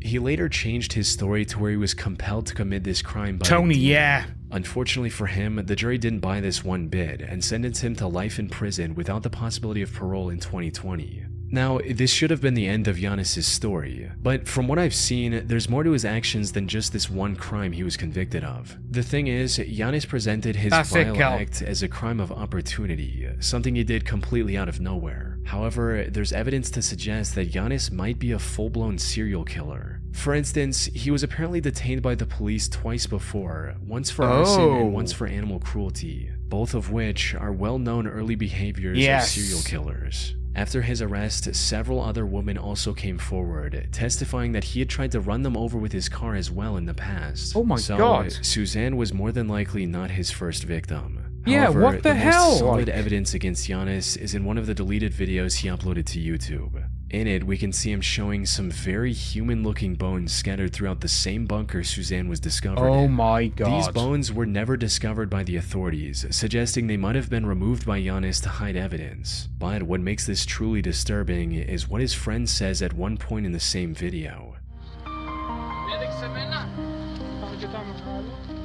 This roughly translates into, "Is this where you left that old guy?" Insinuating What? that Giannis had disposed of one of his previous victims in the same bunker before. And if that is the case, one can only wonder how many other people Giannis has killed over the years. Cassandra, yes, search Simply every Manic single bit of that 6075 land. was a YouTube channel owned and operated by 24-year-old Samantha Wolford. She lived in the small community of Monticello, Texas with her husband Ernest Lee Ibarra, aka Ernie, and their 5 children. She usually made videos about her day-to-day life and other random Okay, so topics. vlogging. Her story began in 2008 when she was at the lowest point of her life. She'd recently become the single mother of a pair of twins and had no love interest in her life. That's when she met Ernie at a local tattoo shop, and the two hit it off right from the get-go, eventually getting in a relationship and starting a family together. In one of her Okay. videos, Samantha described the day she met She's a Ernie pretty as girl. the happiest day of her life. Together, they were blessed with 3 more children, including 1 more pair of twins. Wow. Raising 5 kids was a challenge, but Ernie made it work by taking a second job in pizza delivery. So, while they had endured tough times together, Samantha, Ernie, and their 5 children appeared to be the perfect loving family. However, while being a stay-at-home mother was all she could do at the time, Samantha still had a dream of becoming a famous actress one day. I've always wanted to be an actress. I think it is so much fun. I've been extras in movies. I've had small parts in like short films. It is so much fun and it is so beautiful. It is one of the most amazing forms of art ever to be able to express yourself that way. I think it's amazing. So, in October 2010, she created her YouTube channel and started posting videos, hoping to become It a looks popular very YouTuber pretty and there, fulfill her very dream on pretty. the internet instead. And things were going surprisingly okay in the beginning. Okay. Samantha would post new videos whenever she had something new to say. And while most of her videos struggled to get past 100 views at the time, the few viewers she had were enough to keep her going. But as time passed on, her passion for making videos turned into an obsession. She started spending more of her time on making videos than her family, putting even more pressure on an already stressed out Ernie. Around 2014, she also started accusing Ernie of hurting her in her videos, hinting at just how bad their relationship was going. Oh, But no. then, after posting a seemingly random video in March of 2014, Samantha mysteriously vanished from the internet. Maybe she lost interest in YouTube or just wanted to focus on her family again. No one knew exactly why she quit so abruptly. Then, on the 20th of February 2015, viewers finally received the update they were waiting for. Unfortunately, it was far more tragic than anyone could have imagined. It started with the Texas police receiving a call from one of Samantha's aunts asking them to No save her way. niece's life. Cause County 911, what's your emergency? I have a home invasion. My niece is tied up. I am at the verge of untying my niece at this particular moment. Okay, she's tied up. She is tied up What? and gagged. And gagged? Is that what you Yes, said? ma'am. Is there anybody else there? Where are the kids? We have 5 small infants asleep. Apparently, 3 masked men broke into their home in the middle of the night and attacked the couple while they were asleep. The intruders then tied Samantha in her bedroom and after hitting him with a gun a few times, kidnapped Ernie. Samantha somehow managed to get her ties loose enough to call her aunt, who then contacted the police after arriving at Samantha's home herself. By the time officers arrived, Samantha's aunt had set her free from the restraints. The kids were fortunately safe as well. However, what made this whole situation strange was that the intruders didn't take anything else from their home besides Ernie. And from the people who knew him personally, Ernie wasn't the type of guy to make enemies with dangerous people. Put simply, investigators sensed something fishy with the whole situation. But all that paled in comparison to the main objective, which was to save Ernie as soon as possible. Unfortunately, Samantha didn't know anything that could give investigators their first clue. With no other option, the officers took Samantha to the station for further questioning, hoping to extract any useful information they could from her. But what none of them expected was that Samantha would change up her story completely after entering the interrogation room. Where before she didn't know anything about the assailants, now she had the name of a potential suspect, John Rebel. As Samantha's story goes, she was talking to her friend about Ernie's supposed attacks on Samantha. when suddenly a man with the pseudonym John Rebel overheard their conversation and started talking about how a man shouldn't treat a woman that way and that he was going to handle the situation. Well, as it turned out, the name John Rebel actually belonged to someone, a man named Jonathan Sanford. The police found and arrested John not long after Samantha gave out his name, right alongside his two accomplices, Jose Ponce and Octavius Rhymes. Surprisingly, Jonathan put up little to no resistance and immediately confessed to kidnapping Ernie. He also confirmed the worst possible outcome, that by the time the police got involved, Ernie was already dead. Oh my the three God. took him to a secluded forest and executed him with one shot to the back of his head. However, even after learning all this, one question remained. Why? Why would three men who didn't even know Ernie kidnap him from his home like that? Every answer to this question pointed back to Samantha, who kept denying any involvement. She best not have been faking it. Even if the investigators ignored her suddenly remembering the perpetrator's name, there were several other suspicious aspects to her story. Like, how was she able to untie herself enough to call her aunt? Why didn't any of her neighbors hear the break-in? And why were the kids all sleeping in the same room, when usually they're scattered throughout the house? It wasn't long before investigators uncovered undeniable evidence of her direct involvement. Yeah. This included instruction messages she sent to Octavius when the officers were trying to call Ernie's phone, which he had on him. These read, "Kill his phone, shut that down, ditch phone, move." There was no doubt about it at this point. Samantha was in colluding with her husband's killers. And as the investigation went on, the real story came out as well. Samantha had apparently become addicted to the idea of becoming a famous YouTuber, and her neglect of the kids became a constant source of fighting between the couple. But instead of resolving the issue like a responsible adult, Samantha colluded with her friend's boyfriend to hatch a cartoonishly evil scheme to get rid of Ernie. They first wanted to plant hard drugs in his car and get him arrested, but later made the heartless decision that taking his life would be much easier. There's also a chance that Samantha went with the murder plan because it would have brought her more attention on YouTube. She was eventually sentenced to 149 years in prison for killing her own husband, leaving her 5 children completely orphaned in the process.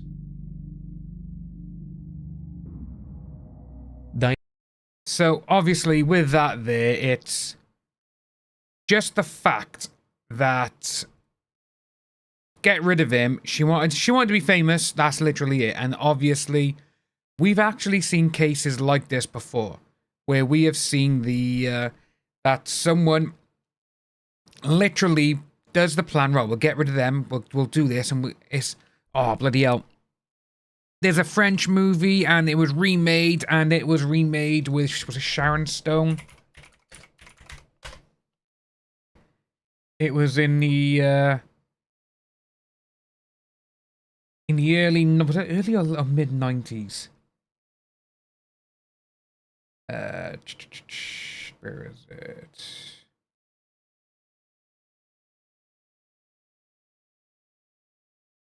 And it's literally the same sort of thing. We'll get rid of this person. Diabolique. Yeah, so this by here. So this is a film, and to be honest with you, it's a great fucking movie. It's a great movie. And it's a remake of a French movie of Les Diaboliques. And what it is, these two, you know, the women, they collude, even though the husband is having an affair with one and is married to the other. Basically, right, what we'll do, we'll get together, we'll take him out, and then we'll become famous and have money. That's what it is. And it's absolutely, the movie is amazing, Diabolique, and the original. And hell, it stars Sharon Stone, so say no more, so it's going to be good. Because I love me some Sharon Stone. But we have seen so many of these, it's sad. You know, where so many people they see fame and money and they want all of this instead of actually having a nice family. And by the looks of things, you know, he was working 2 jobs just to provide for them all. You know? And the fact that she said about, he used to do this to me. And with all of that, again, I'll probably have to look into it, but at this moment in time, I don't believe it. And with her saying, we'll get rid of him, do this and everything else, she planned it obviously with him. And I think that was she thought, I could become famous. I'm the famous YouTuber whose husband was taken and all this happened. But it didn't work out that way. Diana Lovejoy was a successful technical writer living in the town of Carlsbad, California with her husband Greg Mulvihill. However, while her corporate job paid the bills, Diana's true passion was becoming a triathlon athlete and documenting her journey on video, resulting in her eventually starting her own fitness blog called Lovejoy Fitness and a YouTube channel by the name of Heavy DJ. She started this channel all the way back in 2008 and over the years used it to document various parts of her life. From meeting her parents Kathy after a Bates, long time to going scuba diving with her husband. I love Kathy Bates. At one point, she even tried to become a cooking show host of sorts. Doesn't that smell nice? Unfortunately, her channel never really took off, forcing her to eventually cut her losses and move on with her life in March of 2012. Or at least that's what it looked like from the outside. Wow, in reality, Diana's reason for abandoning her YouTube channel was kind of wholesome. You see, Diana and Greg had been trying for a baby for years by this point. Tragically, Diana had suffered 8 different miscarriages and was quickly losing hope. But then in September of 2012, the two were blessed with a perfectly healthy baby boy, marking an end to their struggle. However, what should have been a moment of celebration started a downward spiral of lies and betrayals, eventually culminating in an assassination attempt. Things started going downhill when just a few months after the birth of their son, Greg lost his job, leaving Diana as the sole breadwinner. The stress of the previous miscarriages, combined with the crushing weight of having to support a family in an extremely expensive city all on her own, spelled disaster for their marriage. It wasn't long before the two were constantly fighting with each other. Things escalated even further on July 9, 2014, when Greg returned home only to see a police officer waiting for him at the door. The officer explained that Greg wasn't allowed to enter his own home because, as it turned out, Diana had accused him of attacking both her and their son. Oh no. What followed was a nearly 2-year-long divorce mediation, during which the investigators found no evidence supporting Diana's accusations, allowing Greg to get a 50-50 custody of their son. Diana was also ordered to pay $120,000 as a part of their divorce settlement in late 2015. But before the divorce could be finalized, Greg received a phone call from an anonymous number that changed everything. The voice on the other end claimed to be a private investigator Diana had hired recently. And according to this investigator, he already had solid proof of the attack claims Diana had made against Greg. But for some unknown reason, he wanted to help Greg win the case, so he claimed to have left the documents taped to a power pole located on a small hiking trail near Greg's home. Come Greg along, naturally bang, found this got whole him. thing pretty suspicious and decided to take one of his friends with him to the pole on the night of September 4th, 2016. Sadly, this I would have rang the police.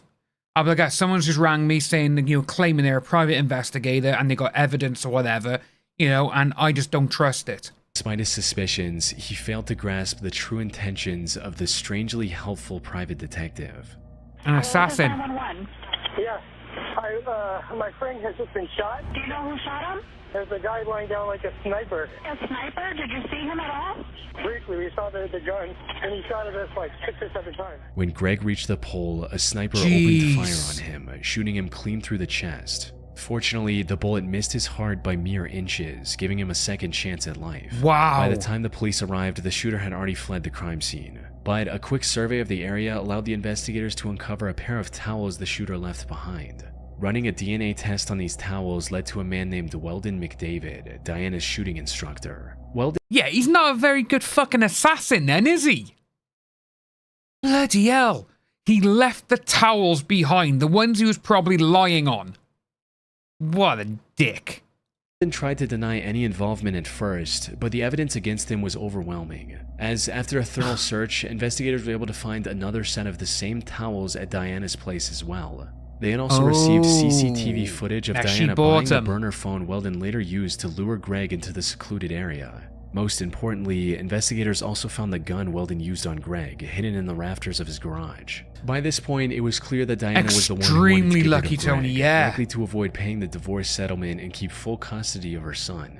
Diana and Weldon were arrested for the attempted assassination on Greg Mulvihill and tried for their crimes in November 2017. Both were found guilty, with Diana sentenced to 26 years to life and Weldon to a harsher 50 years to life. The only silver lining in this entire case is that Greg was able to make a full recovery and is now living with his son. Yes. Go on, mate. The Gunnar Runar 87 channel on YouTube seems oddly wholesome at first glance. It's owned by an Icelandic boy named Gunnar Runar Sigthorsson and contains a single 3.5-minute video of him confessing his feelings to the girl he loves. The title translates to English as My Confession to Hildur. In it, he says things like, Hún á nefa sérstakasta manneskja sem ég nokkuð tímann hitt. Ég verð svo ótrúlega glaður bara að vera nálægt henni. Það þarf ekki meira. Og þetta ætlað. I really hope this doesn't go the way I'm thinking. That he asks her and obviously she turns away. This heartfelt love letter turned out to be the key to solving one of the most horrific crimes in recent Icelandic history. And it all led back to Gunnar and the troubled life he had as a child. You see, Gunnar didn't have a mother growing up, resulting in him getting extremely close with his father. However, on the night of September 20th, 1996, when Gunnar was just 9 years old, his father decided to end it all using a gun. What made this already messed up situation even worse was the fact that Gunnar was in the room with his father and witnessed everything. Unsurprisingly, this took a heavy toll on Gunnar's mental yeah, it would, on anyone. He withdrew from the world and refused to accept his father's death as reality. Everything seemed hopeless for Gunnar. That is until primary school, when he met a girl named Hildur and instantly became infatuated with her. He'd admired her throughout school and into adulthood, but never found the courage to make a move, fearing he'd lose his only close friend. However, things changed in 2009 when Hildur got engaged to a man named Hannes. This gave Gunnar the push to do something about his feelings. But given his shy personality, he still couldn't confront Hildur directly. So, in March of 2009, he created a YouTube channel and uploaded his confession on there. Hildur never reciprocated his feelings, but the two remained friends. Even Hannes, Hildur's now husband, didn't seem to mind Gunnar's company, something he likely regretted deeply just a year later. It all went down on the 14th of August 2010. Hildur was invited to a party that Gunnar was attending as well, but things got a bit out of hand and Hildur ended up drinking too much and I really hope this doesn't end like with him doing what his father did. I really hope not. Passing out. Given their closeness, the task of getting her home safely was handed to Gunnar, but instead of dropping her off at Hannes' house like he should have, Gunnar took her to his own home. By the time Hildur woke up, it was already morning. She was understandably furious with Gunnar and immediately called one of her friends to drive her home, but nothing could have prepared Hildur for the horrific scene she witnessed on the other side of her front door. Her husband Hannes was lying on the top of the staircase near their bedroom, submerged in a pool of his own blood. She ran outside and called the authorities. Sadly, it was already too late. My God. Hannes had received over 20 stab wounds on his body, from his my arms and legs to the back of his neck, and was long dead by the time Hildur found him. Given his condition, his death was ruled a homicide, and investigators wasted no time in looking for the killer. And while they initially suspected one of his business rivals of committing this horrific crime, it didn't take long for investigators to find Gunnar's video confession to Hildur and bring him in for questioning. Gunnar denied knowing anything about it and was eventually let go due to lack of evidence. Fortunately, not all hope was lost, because not long after that, investigators found a bloody shoe print next to Hannes' bed. Looking deeper into this print revealed that it belonged to a pair of limited edition Adidas shoes. At the time, there were only 18 of these specific shoes in all of Iceland, and Gunnar just so happened to own one of these pairs. This was enough evidence. How mad is that? How mad is that, man? 18 pairs of those shoes, and he happened to have one. Mad to see that. They literally went through and they were like, right, we got this now. We got a footprint. We got to match it. Oh, look at this. No one's ever done this. Evidence to detain him once again. This also gave investigators the authority to do a thorough search of his belongings, resulting in them finding residue of Hannes' blood on his shoes, as well as in his car. Silly boy. Once presented with this evidence, Gunnar confessed to the murder. He also revealed that he'd been planning it for months, and even shoplifted the items he intended to use to avoid purchase records linking back to him. And while he didn't admit to it, Hildur also suspected him of spiking her drink that night, since she usually never passed out like that. After committing the crime, he also drove to a nearby pier and dumped items used in the crime into the sea to get rid of any evidence. It was a well thought out plan, since he was only caught because the garbage bag he used to hide his shoe prints tore open as he walked. As for his motive, it was just as everyone had expected, with him making it clear during the investigation, stating, "I loved Hilda. She was supposed to be with me. She was not supposed to be with him." Surprisingly, he was found not guilty during his first trial on March 1, 2011 by reason of insanity stemming from his messed up childhood. However, the prosecution argued that he was fully aware of his actions and escalated the case to the Supreme Court of Iceland. Gunnar was found guilty on this second trial and was sentenced to 16 years in prison. This was already lenient given the brutality of his crime, yet he ended up serving only half of that sentence as well. He was released under supervision in July 2019 and now works at a local warehouse. That is insane. Wow. Wow. I think we got a new favorite channel here, folks. Yeah, it's seeing some of the things that, oh my god.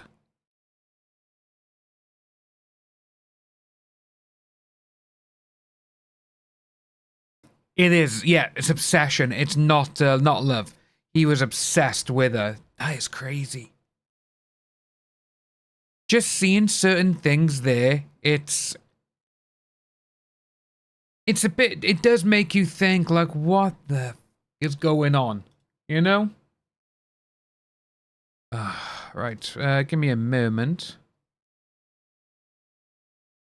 When was that? That's 1 month ago. So where is it on here? Ah, there it is.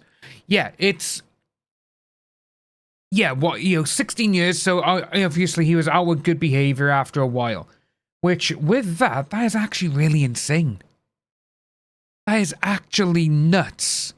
Because he did so many horrible things. Say, literally over 20 times. And say he had the shoes, the plastic bin bags over his shoes. Through all this, it was well thought out. It's... Oh. Let's have a little look, see another one on here, see what other ones they got. So... Reddit threads, killers that are still on the loose. Ooh, look at that one. This could be a good one. Vending machine killer. Yeah, that's a bit On mad. April 30th, 1985, a 45-year-old truck driver stopped near a vending machine in Fukuyama, Japan. He was exhausted from work and was looking for an energy drink to help him power through the rest of the day. When he approached the vending machine, however, he noticed something surprising. A bottle of Aura Naminsi energy drink was already in the pickup tray. Thinking he'd lucked down on a free drink, the truck driver wasted no time chugging it down. Oh, no. What he didn't know was that this would be the last drink he would ever taste. Instead of the refreshing feeling he was looking for, he felt something horribly wrong with his body. A bitter, burning sensation quickly spread throughout his throat, followed by an intense wave of nausea. It wasn't long before he was lying on the road in excruciating pain. He was rushed to a nearby hospital where doctors discovered a lethal amount of paraquat dichloride in his system. Paraquat is an herbicide that was quite common in Japan at the time. More importantly, it's also highly toxic to humans. Bloody when hell. ingested, it can lead to severe nausea, throat inflammation, internal chemical burns, and eventually death. This is also why it's been banned Tony, that's completely mad from though, over isn't 70 it? countries to date. Say, seeing that, say, it's like here in the UK. If someone takes someone else's life and they get found out, found and they, charged with it, charged with murder and stuff, their life sentence is 15 years. To me, I'm like, well, that's not life. Life should be like how it is in America. Life means life. That's what I think it should be all around the world. But yeah, say he was put down for 16 years and he got out after a couple of years. What, 4 years? Yeah, 2015 and 2019, they showed that photo of him. That's nuts though, innit? Absolutely mad. Unfortunately, despite knowing the reason for his illness, there was nothing the doctors could do to save his life. There's no antidote for the deadly chemical today, let alone back then. So, after hanging on to his life for a month, the truck driver passed away on the 30th of May, 1985. Fighting for his life for a month. At first, investigators assumed that given the nature of his work, he might have accidentally encountered the toxic substance while on duty. However, after reviewing his... It's not, say, it was someone put it there. Someone did it just to get a death. That's what it is. And like I say, because it was a vending machine killer, they've called him. And these are the ones that are still out. Yeah, he stabbed the guy over 20 times. It reminds me of the... I'll find it now, because it's funny because of what happened. Russia judge...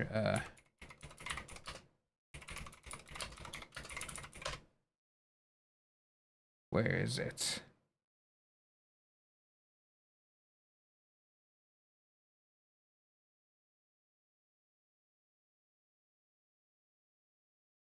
I gotta find it because it's just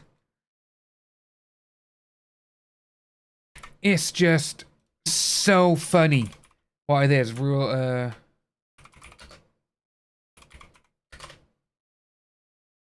where is it? Where is it?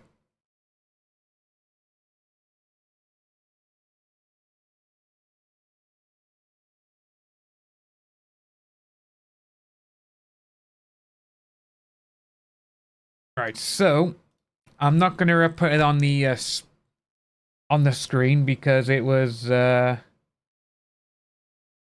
it's absolutely hysterical, to be honest with you. But I think it's, you know, it's, you may have seen it.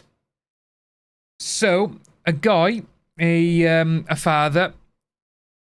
What it was, so dad made friend dig his own grave, and then because the friend was, you know, the PDF, you know, did horrible things to this guy's kid, and the guy, he, where is it now?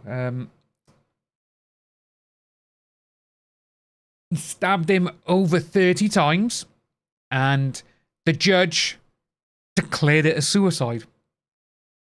You know, I see that thing there, and I'm like, you know what?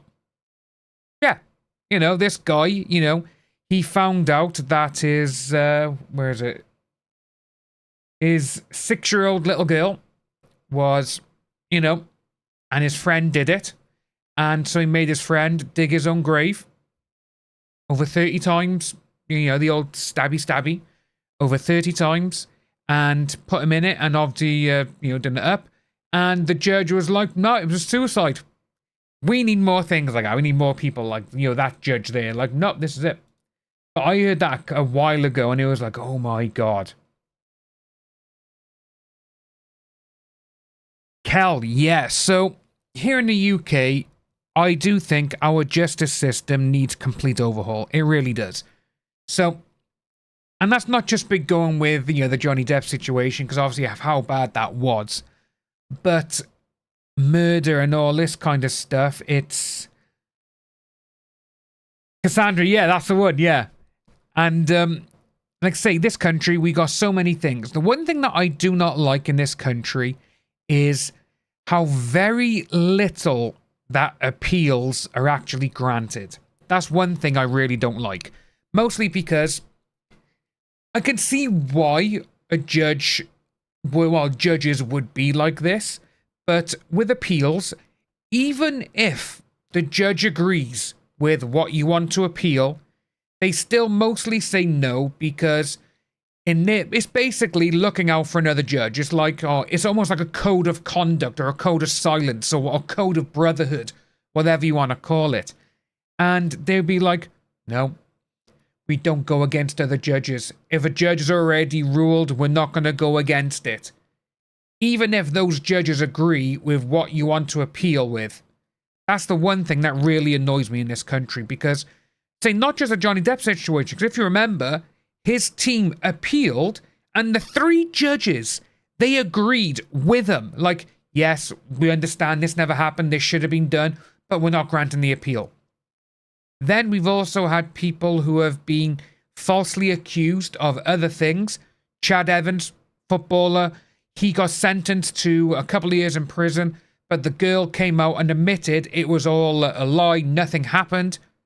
The guy lost his career because he was a footballer. He was a well-played footballer, but then their appeal was like, well, no, I'm not going to do it. But he only got out because the girl came forward, but his appeal was rejected. The appeal process in this country needs to be looked into. It really does. But then you also got the sentencing of certain things. You could do something really horrible to, you know, a little person, and you could get a couple of months, hell, maybe 1 year, 2 years. You could go and burgle someone, or you could nick something from you, steal something from a shop, and you can get 10 to 15 years more than what that PDF would get. It's so draconian and just so barbaric, our law system here in the UK. It's one of the worst in the world. I really do think so. The dad that killed the gym teacher coach. Yes, I remember that one. Even the judge in Virginia said, yeah, exactly. Yeah, Judge Azakarati, she said it wasn't a fair trial. She watched it. She saw it all. She was like, it's not fair.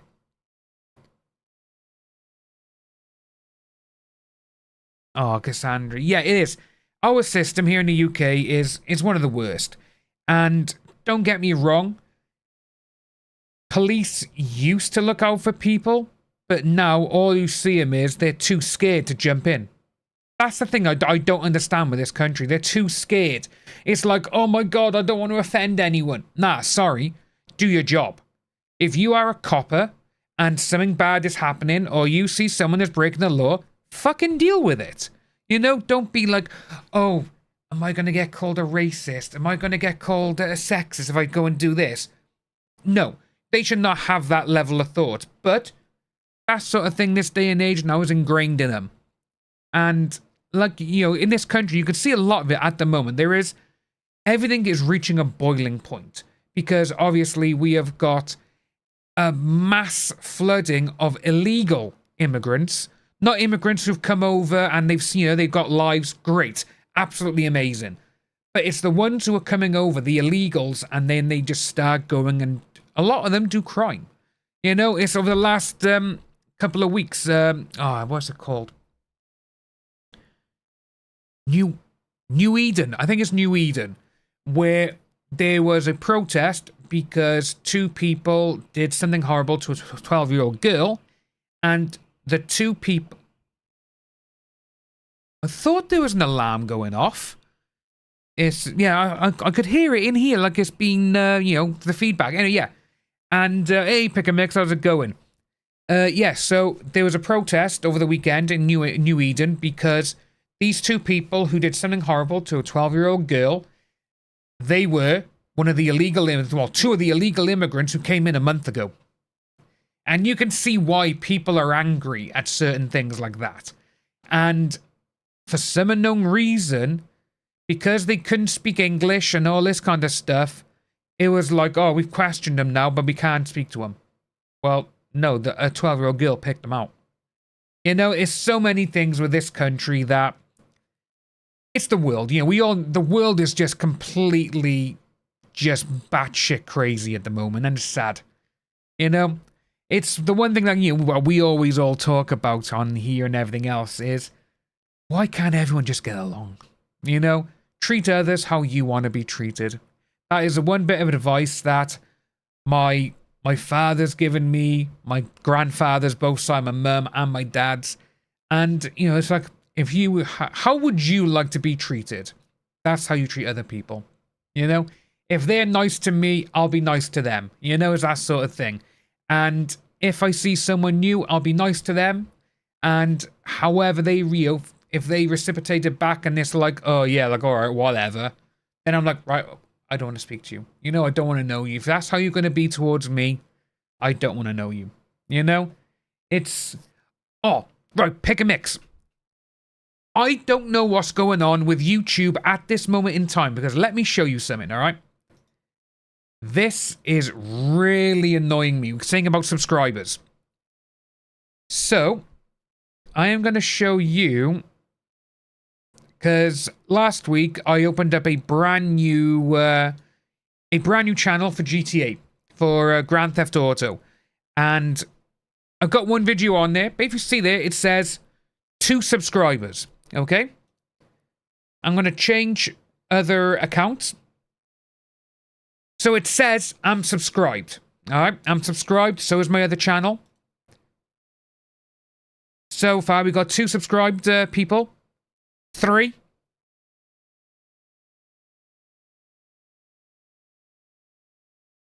4.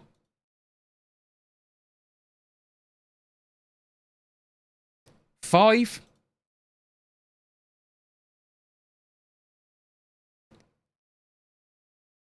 6. So it should be 6 subscribers plus those 2. But it's not showing at the moment. So I have no idea what is going on with this. Because, like I say, I should have altogether 1, 2, 3, 4, 5, 6. Plus, I think Aaron Cooper as well. And so is Life of Sarcasm. All these people are subscribing to this channel, but it's not showing it. And it's really getting to me. Because also, you say the video is currently on... it's a brand new channel, like. It's got 78 views. And it's... Oh, Kel, yours has just come up, so it's 3 subscribers now. But yeah, it should be more than that. So, and I got 78 views on that one. Which, literally, is for nothing. You know, it's just a little channel that I love. You know, Grand Theft Auto, I play it quite a lot. And I just want to put stuff on it. But yeah, it's... For some unknown reason, subscribers are not showing. So, it's a little bit on the old, like, what's going on? I may actually email YouTube and ask them what's going on.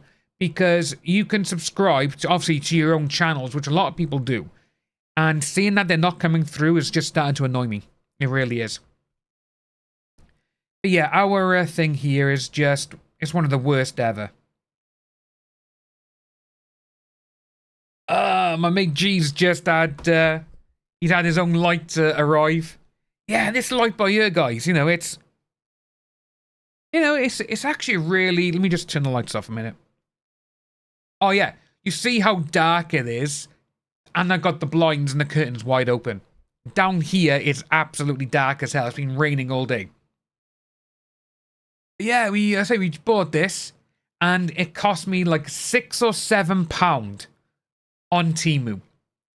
And I showed my mate it, and he was like, "Oh, that's nice." Because, you know, I'll show you now. I'll turn the other light off. I'll show you how bright it is. It's actually really bright. And it's absolutely cool, I must admit.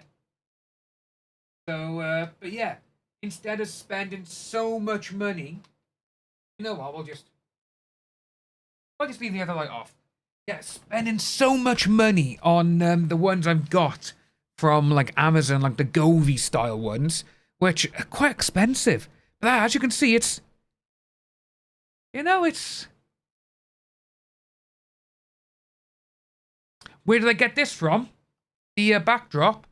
I actually got it from Amazon. And if I have a look by here... I believe I still have some of them left over, so I'll show you.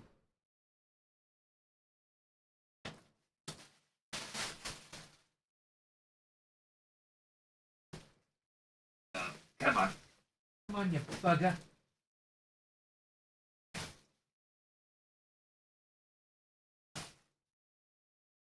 Yes, so the background is these. Literally, they're a bit dusty because they've been packed away.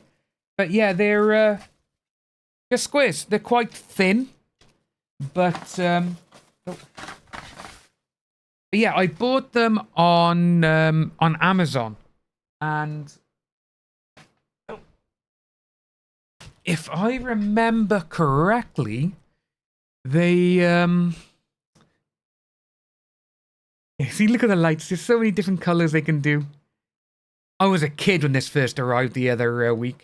Yes, so on Amazon, they are...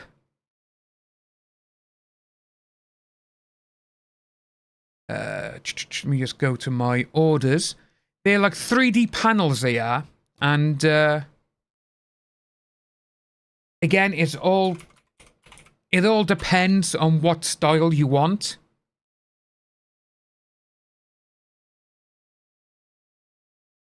So these are them. These are the panels. And they've actually come down a hell of a lot. So when I got these done,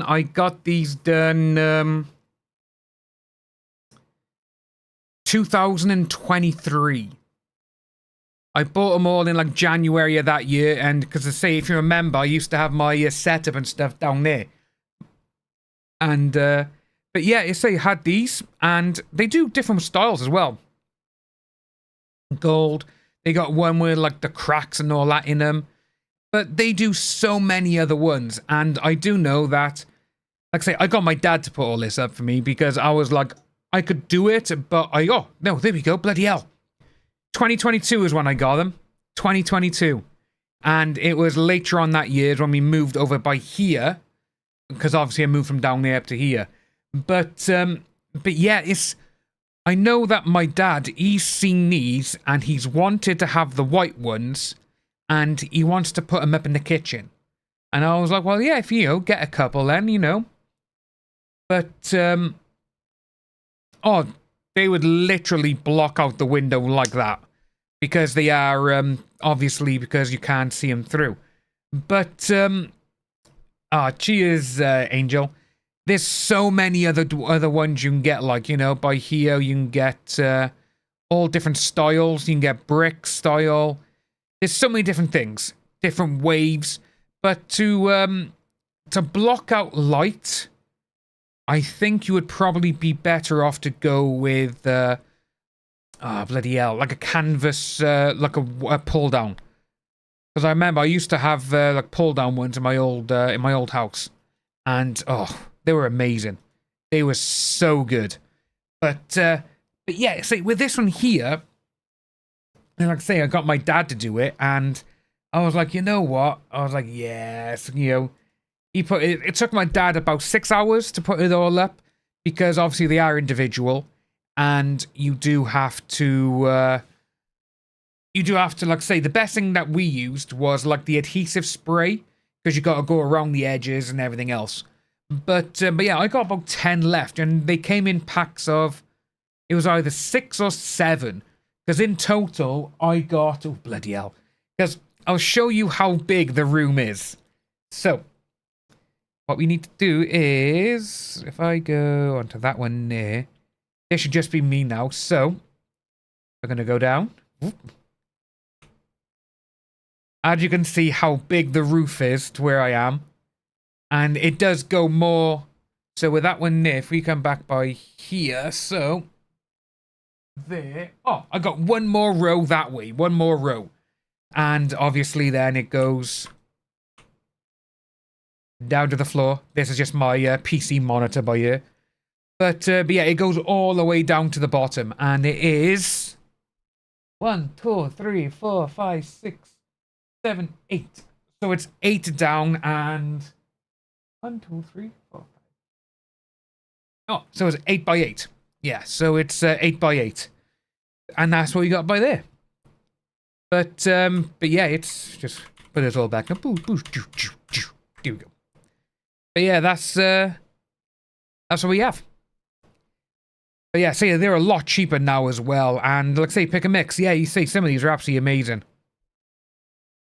Yeah, blackout blind would probably be the best one for you. Oh, yeah, you know what? Say it's, when I first saw this kind of background, say, yeah, Tony, when I first saw it, I was like, oh, that is, it's so cool. I saw a couple of other people having it. But now, it's a lot of people, they have the wooden slats. Like we saw in the catfish video earlier. Those wooden slats now seem to be the in thing. And, some of them, they do look nice. But it is almost like now that everyone is like, oh, gotta get wooden slats. And it's, to me, it's like, well, if everyone has them, it's like everyone's got them. It's gonna look the same, Yeah, because, yes, vinyl. Some of the vinyl peel you can get for certain windows, absolutely amazing. But yeah, so as we were saying about, like with the wooden slats, everyone seems to be having these now, And it's like, we don't need them. We don't need all these sort of things. But, you get, all these, the size and everything else. Don't get me wrong, they look great. And they can look absolutely amazing. But overall, I see them and I'm like, you can't really do a lot with them, Oh, Cal, yeah. Like say it's getting these instead of painting and everything else.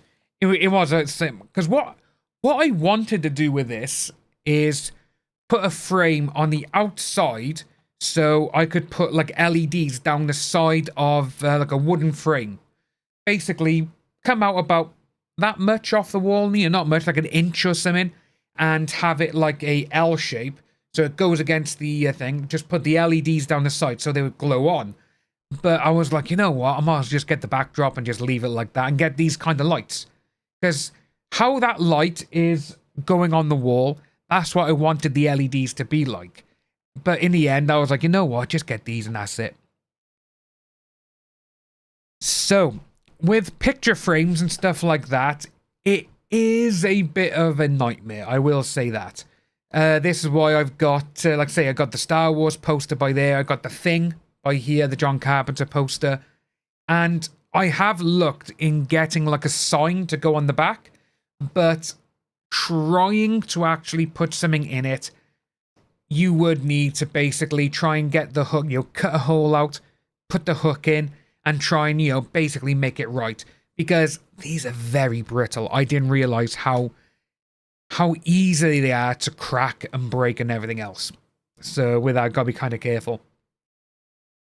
I stuck these to the wall with adhesive spray. So, you know, obviously like, like an aerosol can, but it's spray. Which always...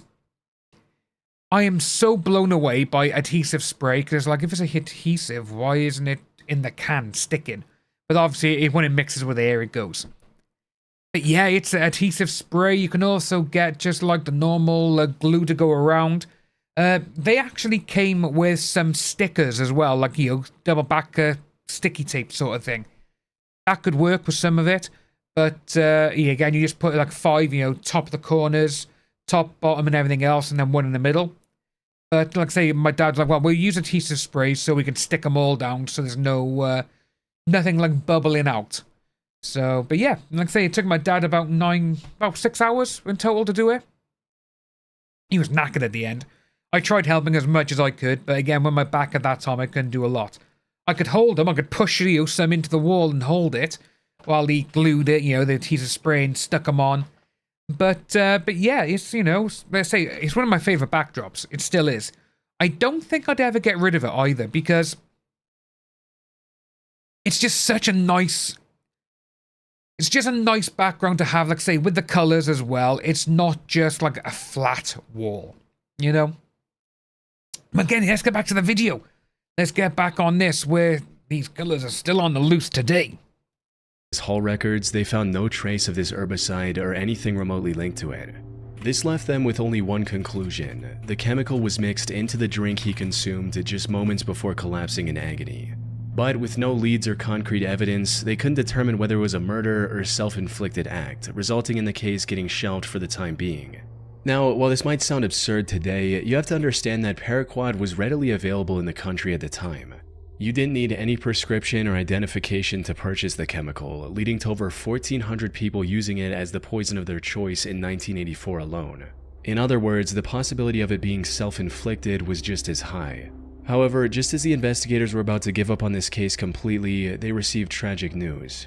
Another person had fallen victim to the same poison after consuming Oronaminsi on the 5th of September. It is very common. Then another 6 days later, and one more 2 weeks So many people after have had this go By in. this point, it was clear that someone was deliberately poisoning vending machine drinks across Japan. Bloody hell. This was the work of a deranged serial killer. Unfortunately, this supposed killer was also extremely thorough. He didn't leave any fingerprint or DNA evidence on the drinks he tampered with, and only targeted vending machines with no CCTV cameras nearby. As for why his victims willingly drank the unknowingly poisoned drinks he left behind, that had to do with the buy one get one free promotion Oronaminsi was running around the time to entice younger consumers. Jeez. However, since some people only wanted the one drink, they often left the second free drink near the vending machine as a gift for the next person. Oh, there we This go. was common enough that people didn't find the laced drinks suspicious and drank them without a second thought. Sadly, this method was terribly effective. By the end of the year, this mysterious vending machine killer had claimed the lives of 12 victims and had severely injured 35 more. But as I mentioned earlier, this killer was a master of hiding his tracks. He operated all across western and central Japan, as well as Tokyo, making it near impossible for investigators to pinpoint his location. Wow. The lack of evidence also made it difficult to figure out his motive. Some speculated that he was doing all this to extort money from Otsuka Pharmaceutical, the company that made Oranaminsi. This is because in 1984, a group called the Mystery Men with 21 Faces threatened to poison food products unless the companies paid them money. So some believed that the vending machine killer was a copycat and wanted something similar. Okay. However, this theory didn't last very long because Otsuka Pharmaceutical didn't receive any demands or extortion letters from the perpetrator. Additionally, the killer also began using other drinks, like the drink Real Gold and even Coca-Cola. Hiroaki Iwao, a Tokyo professor of criminal sociology, proposed a more disturbing theory regarding the killer's motives. He stated, "It is not uncommon for Japanese who live under tremendous pressure, both on the job and in overcrowded communities, to let out their frustrations by hurting someone else. The person responsible may even wait around to see who buys the poisoned drink. He or she may find this is a kind of exhilarating release from the tensions of life in Japan." But even if this was the truth, it still didn't bring investigators any closer to catching the suspect. Left with no other options, the authorities turned to the public and launched a nationwide campaign on the 27th of September. They placed signs and distributed leaflets telling people to avoid suspicious free drinks and to properly inspect the cap seals on their beverages before consumption. They also instructed vending machine owners to investigate their stock for any anomalies and told chemical shops to monitor their customers more closely. It's unclear how effective this campaign was, as the number of victims kept increasing even after its launch. But then something unexpected happened. On the 17th of November, the murder spree stopped completely after the death of a 17-year-old girl. She was the only female to have died from the poisoning. It's possible that the person who committed these atrocities had a moral code against harming women, though that's nothing more than a baseless speculation. Due to the complete lack of evidence, the vending machine killer was never identified, cementing this case as one of the most chilling, unsolved mysteries in Japanese history. Little Rock serial stabber. On April 11, 2021, the Little Rock Police Department received a distress call from South Pulaski Street regarding a potential homicide. When they arrived at the scene, they found a middle-aged woman lying on the street with stab wounds all over her body. This woman turned out to be 41-year-old Deborah Walker. She was homeless at the time and was living on the streets when this incident happened.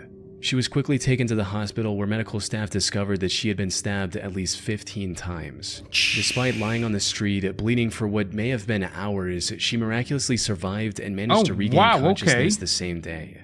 Investigators also visited her in the hospital to gather any information she could provide about her attacker. Unfortunately, she was attacked somewhere between 1 and 4 a.m. It was still dark outside, and all that she saw was that her attacker was a tall, African-American male. Yeah, with the Coke, well, the drink, I don't think they'll ever catch him.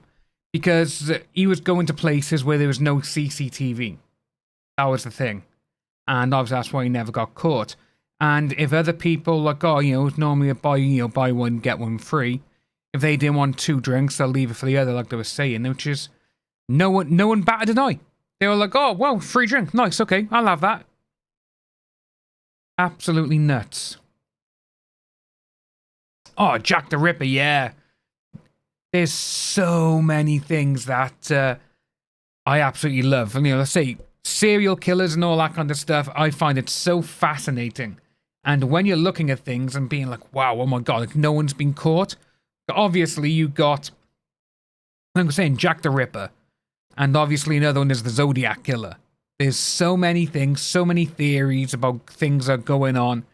And like I say, with this one by here now, they're saying with this person about the vending machine person. It's like these people are still out there. With a slender It almost makes you think you gotta be careful now when you go for a drink. Such limited information would hardly be enough to generate any leads. But in this instance, the description Deborah provided left the investigators in disbelief. That's because her attacker's profile closely matched the perpetrator of another incident that took place about 8 months earlier in the surrounding area. The victim of that incident was 64-year-old Larry Eugene McChristian. He was living in Little Rock with his daughter Sarah, who was on probation at the time. On the 20th of August 2020, he had a medical emergency and was taken to the hospital in an ambulance. He was discharged from the hospital the next morning. However, when the hospital staff tried to contact Sarah so she could pick him up, she wasn't answering her phone. So they gave Larry the information about a nearby homeless shelter and a bus token to get there. Later that day, Sarah came to the hospital looking for her father, only to learn that he'd been discharged hours ago. She then reached out to the homeless facility Larry was told about, but they didn't know anything about his whereabouts either. The only option she had was to file a missing persons report and wait for the police to find Larry. 2 days later, on the 24th of August, Sarah received the call she was waiting for. Tragically, it wasn't the news she had hoped for. According to the official report, the Little Rock Police Department found Larry's body on South Gaines Street at around 2 a.m. Oh, no. They identified him by the hospital discharge papers he had on him. More importantly, he had multiple stab wounds on his body and was unfortunately already dead by the time the police arrived.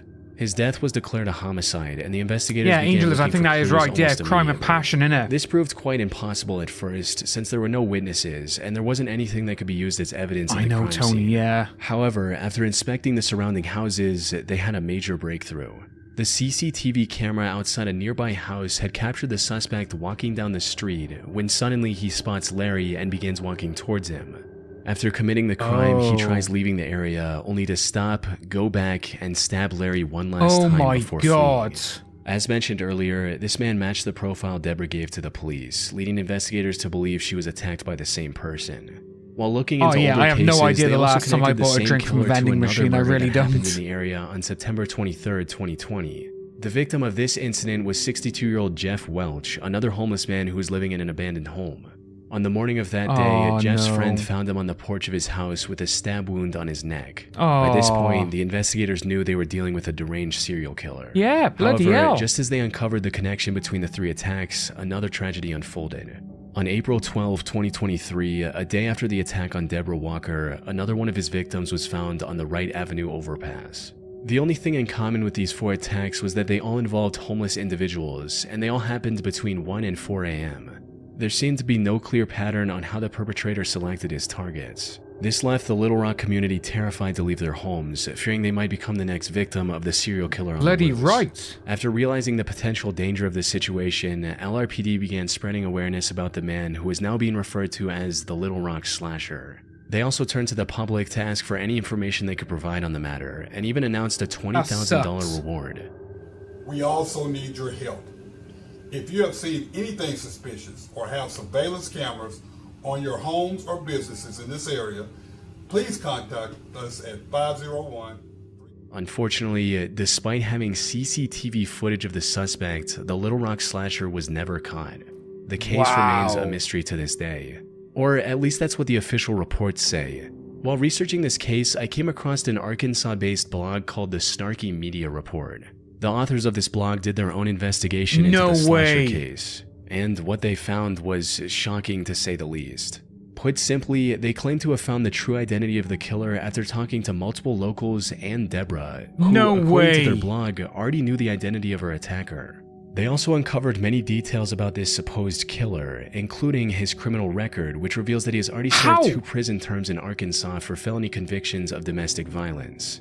Also, his history with drug abuse and how it made him very agitated and violent. The authors of this blog also claim to have contacted the alleged killer's previous landlord, who gave them this image of the perpetrator.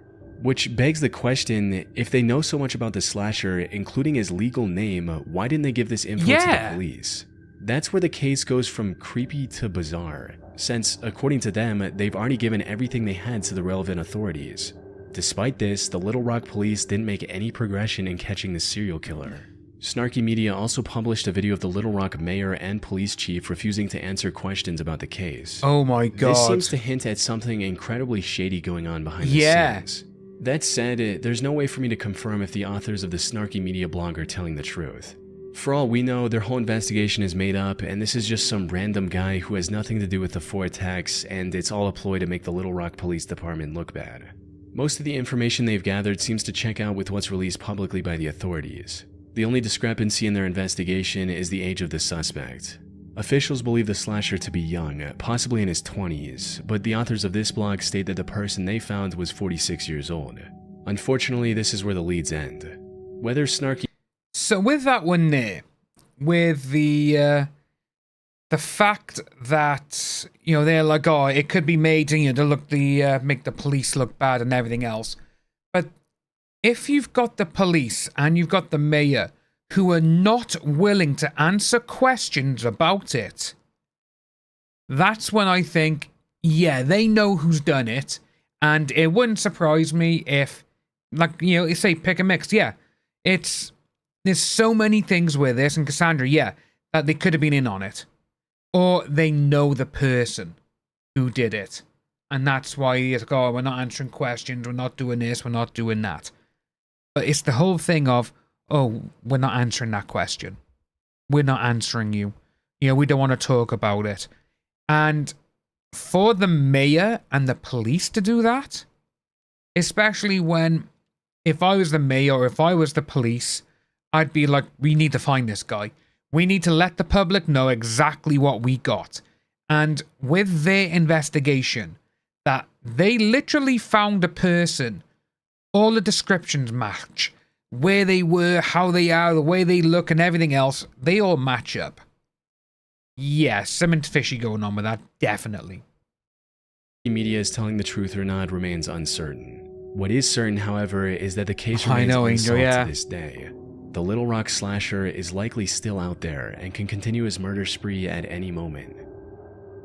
Yeah, it's a bit weird. Thanks to Trade Coffee for sponsoring this video. Okay. I never considered myself much of a coffee person. Limited time. That's drink. Who we got now? Smiley face. On February 17, 1997, 21-year-old Patrick McNeil went out with his friends. He spent the evening out drinking with his friends in the Dapper Dog Bar in Manhattan. During this time, he likely drank more than he could handle, resulting in him throwing up in the bar's bathroom before leaving in a highly unstable and disoriented state. Patrick was then seen turning left onto 90th Street, heading in the direction of the East River. This was the last time anyone would see Patrick alive. Following this night out, Patrick vanished into thin air. Despite extensive efforts, authorities found no leads or clues to his whereabouts. That is until April 7, 1997, when Patrick's lifeless body was found in the East River 50 days after his disappearance. Duty Sergeant of the NYPD's Special Investigation Division, Kevin Gannon, was called to the scene to assist with the body's recovery and examination. Kevin had been a seasoned detective for years, and by this point there was little that could surprise him. However, the circumstances surrounding Patrick's death disturbed him to his core. The more he looked into it, the more strange the situation became. For instance, Kevin noted that Patrick's body wasn't decomposed enough to have been floating in the river for a week, let alone the past 50 days. So he yeah, also found burn marks on with that then, the body wouldn't be bloated up then. Patrick's body, hinting at the possibility of him being restrained prior to his death. Kevin knew that something wasn't right.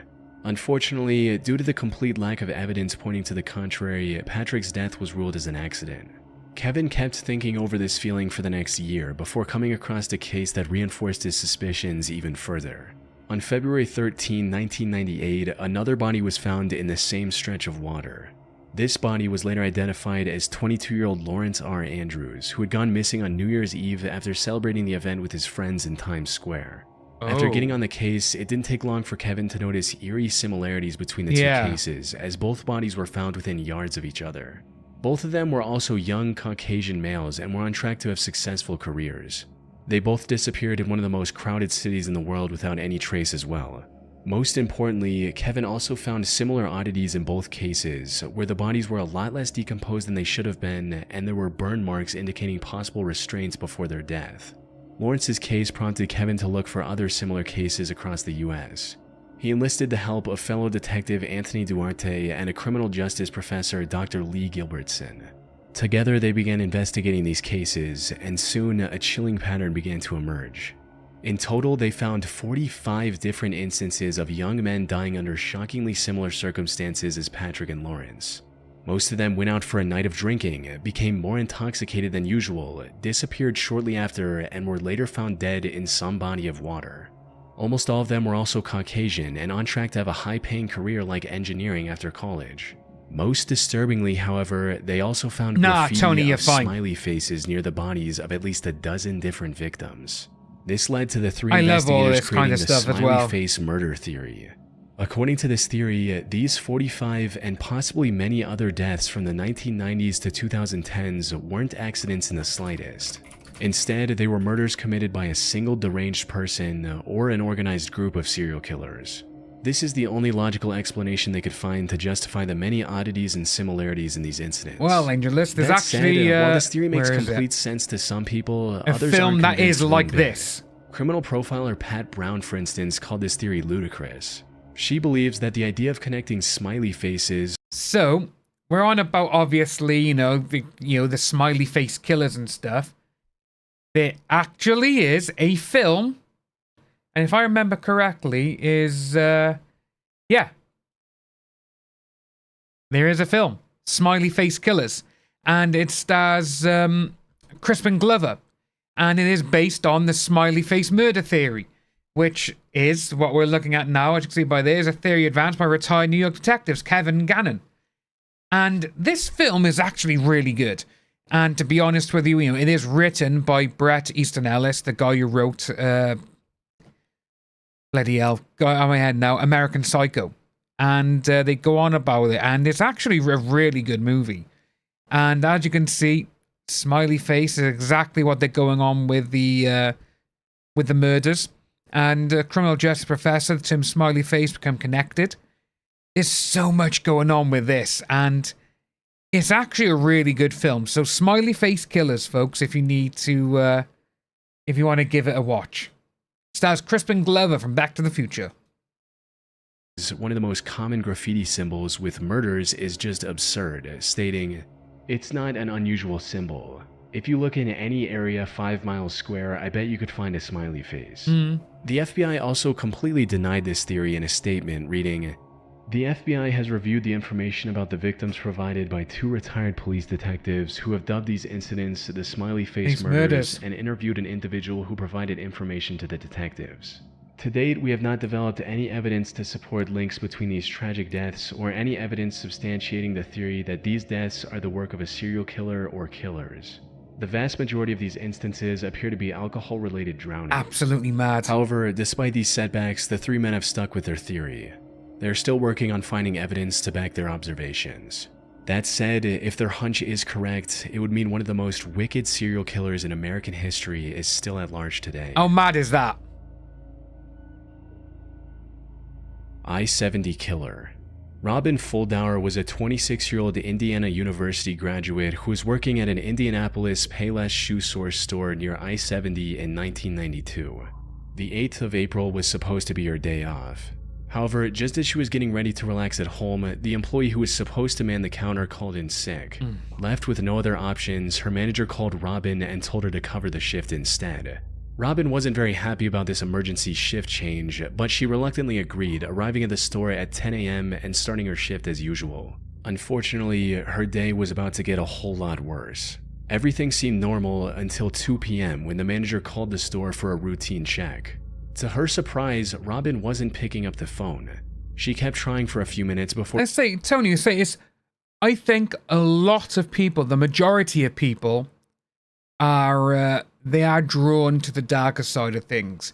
I think it's why things like true crime, a lot of like these podcasts and people doing their own investigations and everything else, I think it's because just that subject matter, it makes everyone think like, first of all, what makes a person go like that?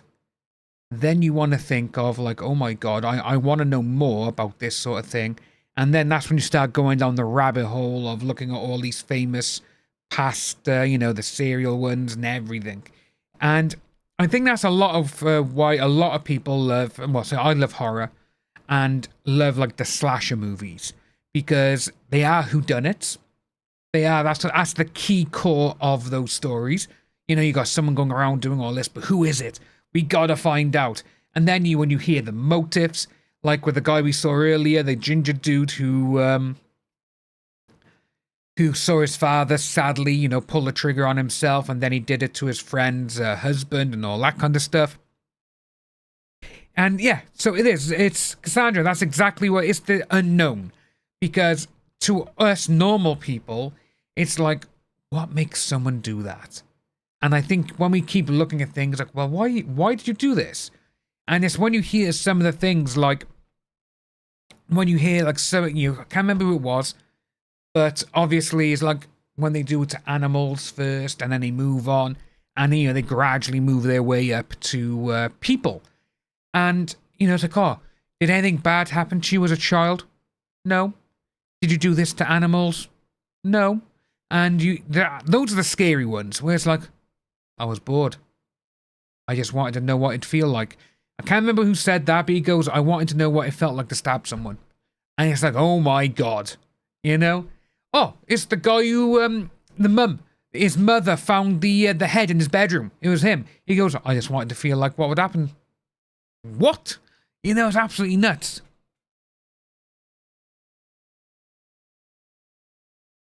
Yeah, so, you know, it is more taboo than anything, because everyone's like, oh my God, you know, it's like you want to look into things. And that's what gets people's attention. And I think that's one of the reasons why there's so many podcasts and true crime channels out now in the world, because it's so fascinating. And certain people, you know, if they do different investigations, some people may find some stuff other people haven't found, you know? Were giving up and calling the Speedway gas station neighboring the shoe store. One of the gas station employees, a friend of Robin's, went to the Payless store to see if she was doing okay. However, what she found inside left her confused.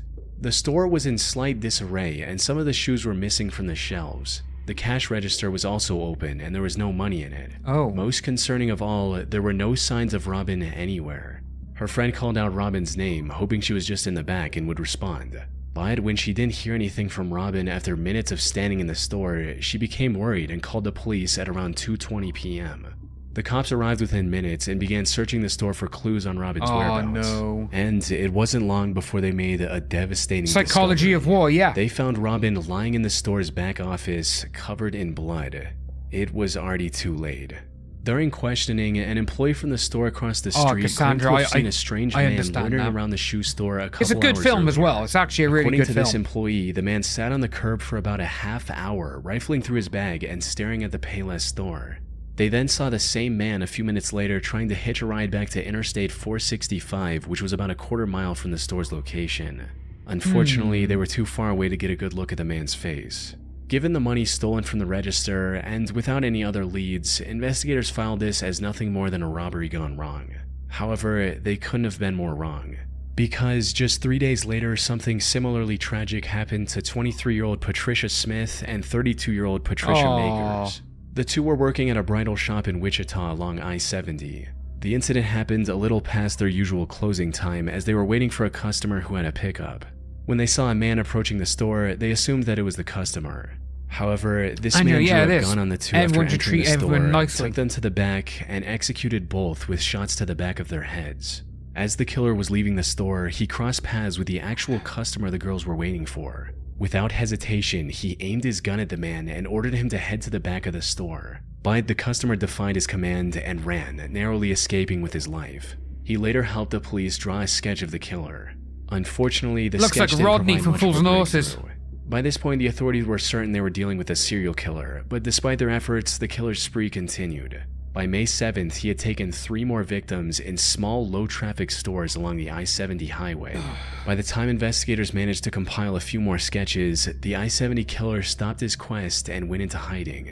That is, until 1993, when he claimed 3 more victims along I-35 in Texas.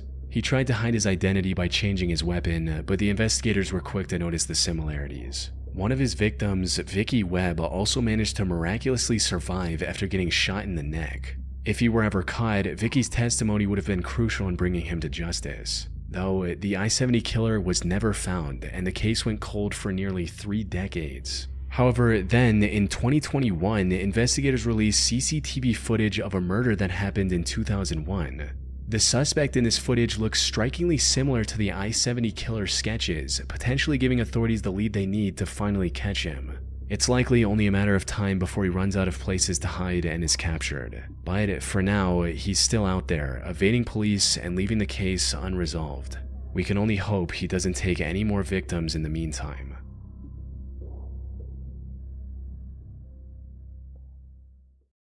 It's mad to see that there's so many of these people out there that you still can't find them, you know?